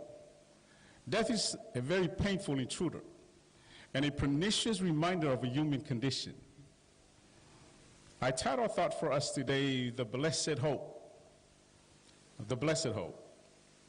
I stand before you today to declare that we have a living hope, and that causes us to rejoice greatly. You see, our hope today is found in the fact that Jesus is no longer in the tomb. He lives. And because he lives, Kathy lives. And because he lives, the grieving, broken heart of the bereaved family has hope and a reason to rejoice. What is hope? One author put it this way: hope is not the conviction that something will turn out well, but the certainty that something makes sense regardless of how it turns out. Did you hear that? Let me say it again. Hope is not the conviction that something will turn out well, but the certainty that something makes sense regardless of how it turns out. You know, I believe this author got an idea of what hope means from the Bible, straight from the Bible, the Word of God. Because the Bible definition of hope, you find this in the book of Hebrews. Hebrews chapter 11 and verse 1, it says, "Now faith is the substance of things hoped for, the evidence of things not seen." There are two words that are linked together in this passage, the word faith and hope. And their definition are very similar. These two words are closely related. It is interesting that faith and hope is the evidence of things hoped for. But the very next verse in the same chapter, we see that the author of the book put a face on what hope is. Listen to the verse, verse 2. It says, "Looking unto Jesus, the author and the finisher of our faith / hope." In other words, the author is saying, looking unto Jesus, the author and the finisher of our hope. Did you catch that? The author put a face of what hope is and what faith is. It's something that the author already said before, that is the evidence of things not seen. Well, in other words, Jesus, the Son of God, is the author and the finisher of our faith.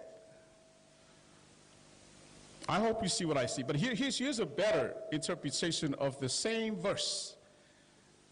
It's a very familiar passage. Romans 6:23, we find this: "For the wages of sin is death, but the gift of God is eternal life in Jesus Christ our Lord." Did you see that? Here we see another clear image and / face what hope is, according to the book of Hebrews. Now, bereaved family and all of us who are here today, the author and the finisher of our faith, who is Christ, has given us wonderful counsel about times and days like today to consider. Jesus knows our thoughts. He knows our concerns about this very topic of death. And he longs to give us peace and some understanding what this is about, what death is all about. And we're going to listen to that. In the Gospel of John chapter 11, Jesus speaks these words. He said, "I am the resurrection and the life. He who believes in me, though he may die, he shall live. And whoever lives and believes in me shall never die." Beautiful counsel. Here's another statement. He said, "These things I have spoken to you, that in me you may have peace. In the world you will have tribulation." What does that mean? Jesus is saying, in times like this, we are going through times like this in life. trials and tribulation. It's one of those days. But listen, Jesus continues. But he said, but be of good cheer, I have overcome the world. Jesus still speaking again in John chapter 10 and verse 10. He said, the thief, meaning Satan, does not come except to steal and to kill and to destroy. But I have come, he said, but I have come that they might have life, you and I, and that they might have it more abundantly. Like I said, there's no power in my words. And this, every time I speak, I'm always trying to bring the Bible because there's power in the Word of God. Amen? So as we lay on Mother Kathy to rest today, let's not dwell solely on the pain of our loss, but also celebrate the profound joy and love she brought into our lives. Her smile, her confidence in the gospel, the love she shows in the worshiping of her God, the supporting the church and helping others. We may cherish these memories forever until we see her in the sea of glass together with the saints. Now, Jesus is about to leave his disciples, and he saw the hearts of sorrow and despair in their hearts. And this is where he spoke these musical words, very familiar to us in the hearing. It was much needed at the time, and I tell you, we need it today. We need it now. And here's what he said. These are very familiar. He said, let not your hearts be troubled. You believe in God, believe also in me. In my Father's house are many mansions. If it were not so, I would have told you, I go to prepare a place for you. And if I go and prepare a place for you, I will come again and receive you to myself, that where I am, there you may be also. Oh, we need to hear these words today. Jesus is paraphrasing somewhat. My departure is temporary, only for a minute, only for a moment. He said, I am going to do, there's another job I have to go. I have to go prepare a place for your arrival and my arrival. That's what we need to look forward to. So in closing, the book of Titus 2 at verse 13, which is the title of our thoughts for today. Looking for the blessed hope and glorious appearing of our God, great God and Savior Jesus Christ. I hope all of us are firm with our faith and hope in Christ Jesus. God bless you all. I believe we have another song. We have another song to close our. Because of our time, I'm trying to keep it short, but we have another song. So just an announcement. As soon as we're done with the song, then we can make our way up to the graveside, and then we close our service up there.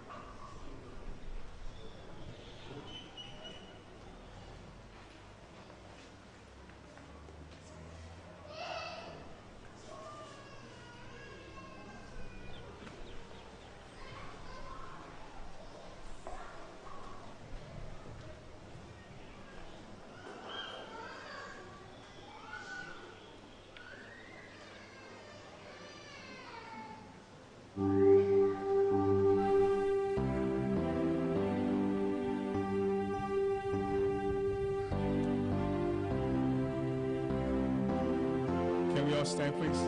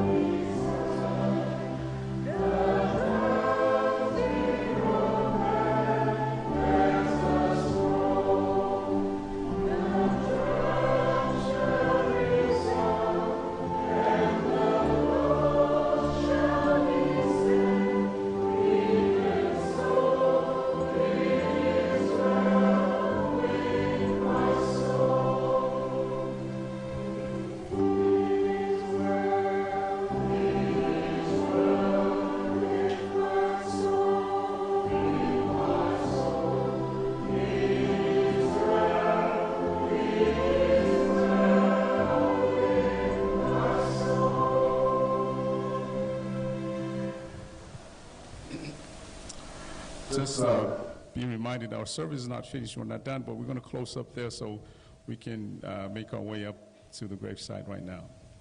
Thank you.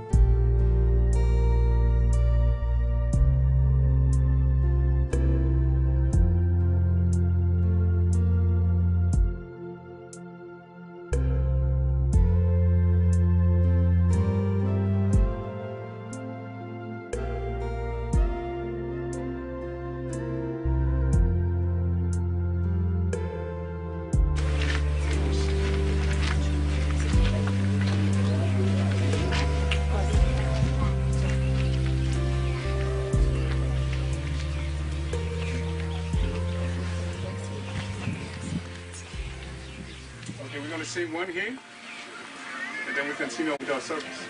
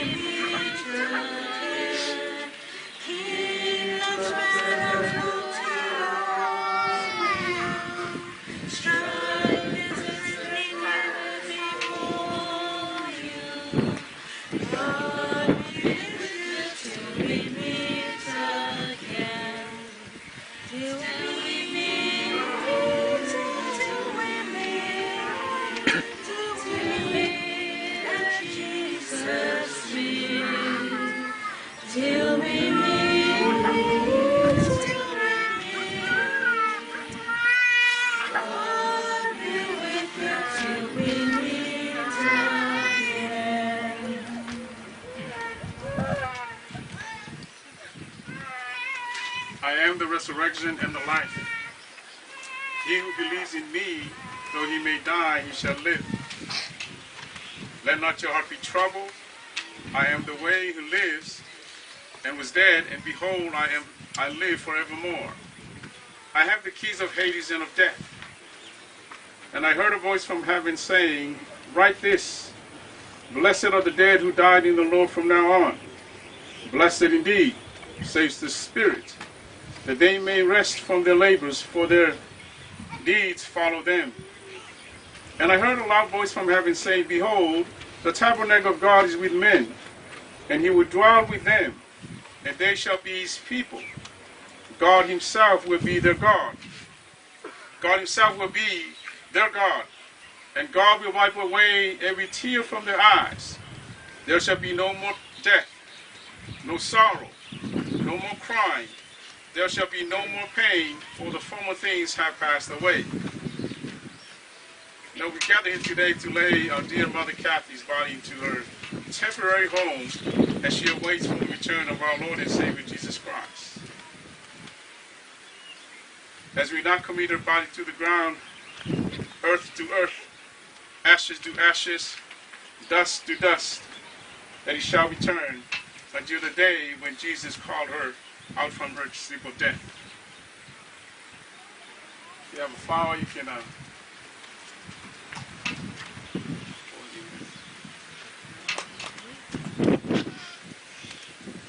For the Lord himself will descend from heaven with a shout, with the voice of an archangel, and with the trumpet of God. And the dead into Christ will rise first. Then we who are alive and remain shall be caught up together with them in the clouds to meet the Lord in the air. And thus shall be always be with the Lord. Therefore comfort each other with his words.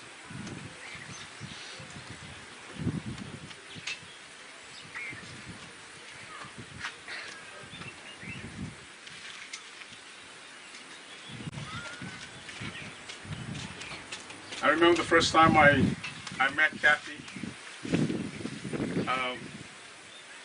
the way she embraced me, the way she respected me, the way she talked to me. It reminded me of my mother. You know, my mom she's 88 years old right now. And when I met Kathy, it brings some comfort to me as the leader of the church, and because there are times that we as leaders we need somebody to lean on. Our spouses can only do so much, the members of the church can only do so much, but there's something about the presence of our parents. There's wisdom, there's knowledge, there's years of experience of life that we think we know as a young generation, but we don't know. But when I met Kathy, I was at peace. I really was. She always greeted me with love, with a smile, and she always encourages me about not to give up doing the work.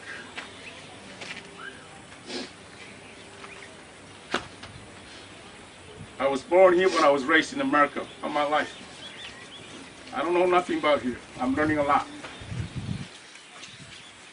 There are times I want to go home. My whole families are in America, mom and dad and siblings and everybody. But Kathy, she was very special to me. And I have to remind it of our group about her presence. So when she left, I was sad. And when she came back, it reminds me.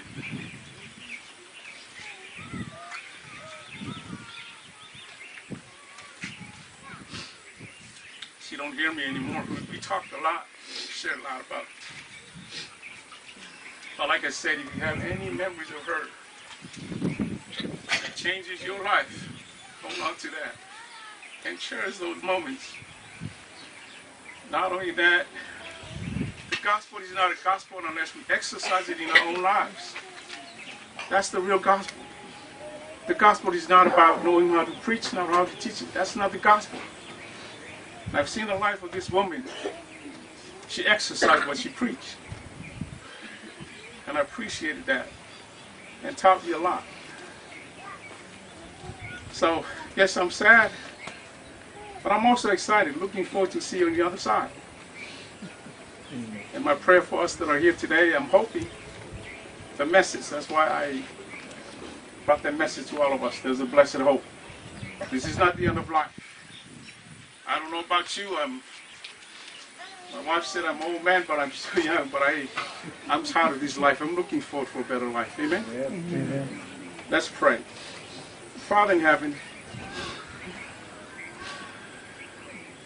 thank you so much for being our God. Thank you for words of life. Thank you for the assurance of life on the other side. Thank you for the gospel. We also want to thank you for the life of Kathy. Lord, my prayer is that please help us to exercise some of the virtues, the values that she showed in her life towards us. Help us to exercise that, because that's what the gospel is all about. So, Lord, today, yes, we're sad, but we're also excited. Thank you for wonderful counseling and wonderful promise, knowing that you're coming back to bring your children home. So thank you, Lord. Thank you for the life of Kathy, and thank you for the friends and families that are here supporting this day. Now, Lord, may your name be glorified in everything that we do. We love you, Lord, and appreciate you so much. Again, Lord, I'm asking for a special request to be upon the bereaved family, please, that are here and far off. Please, pray for peace upon their souls. This is our prayer, Lord. We thank you, Lord. We love you and appreciate you so much. In Jesus' name we pray. Amen. Amen.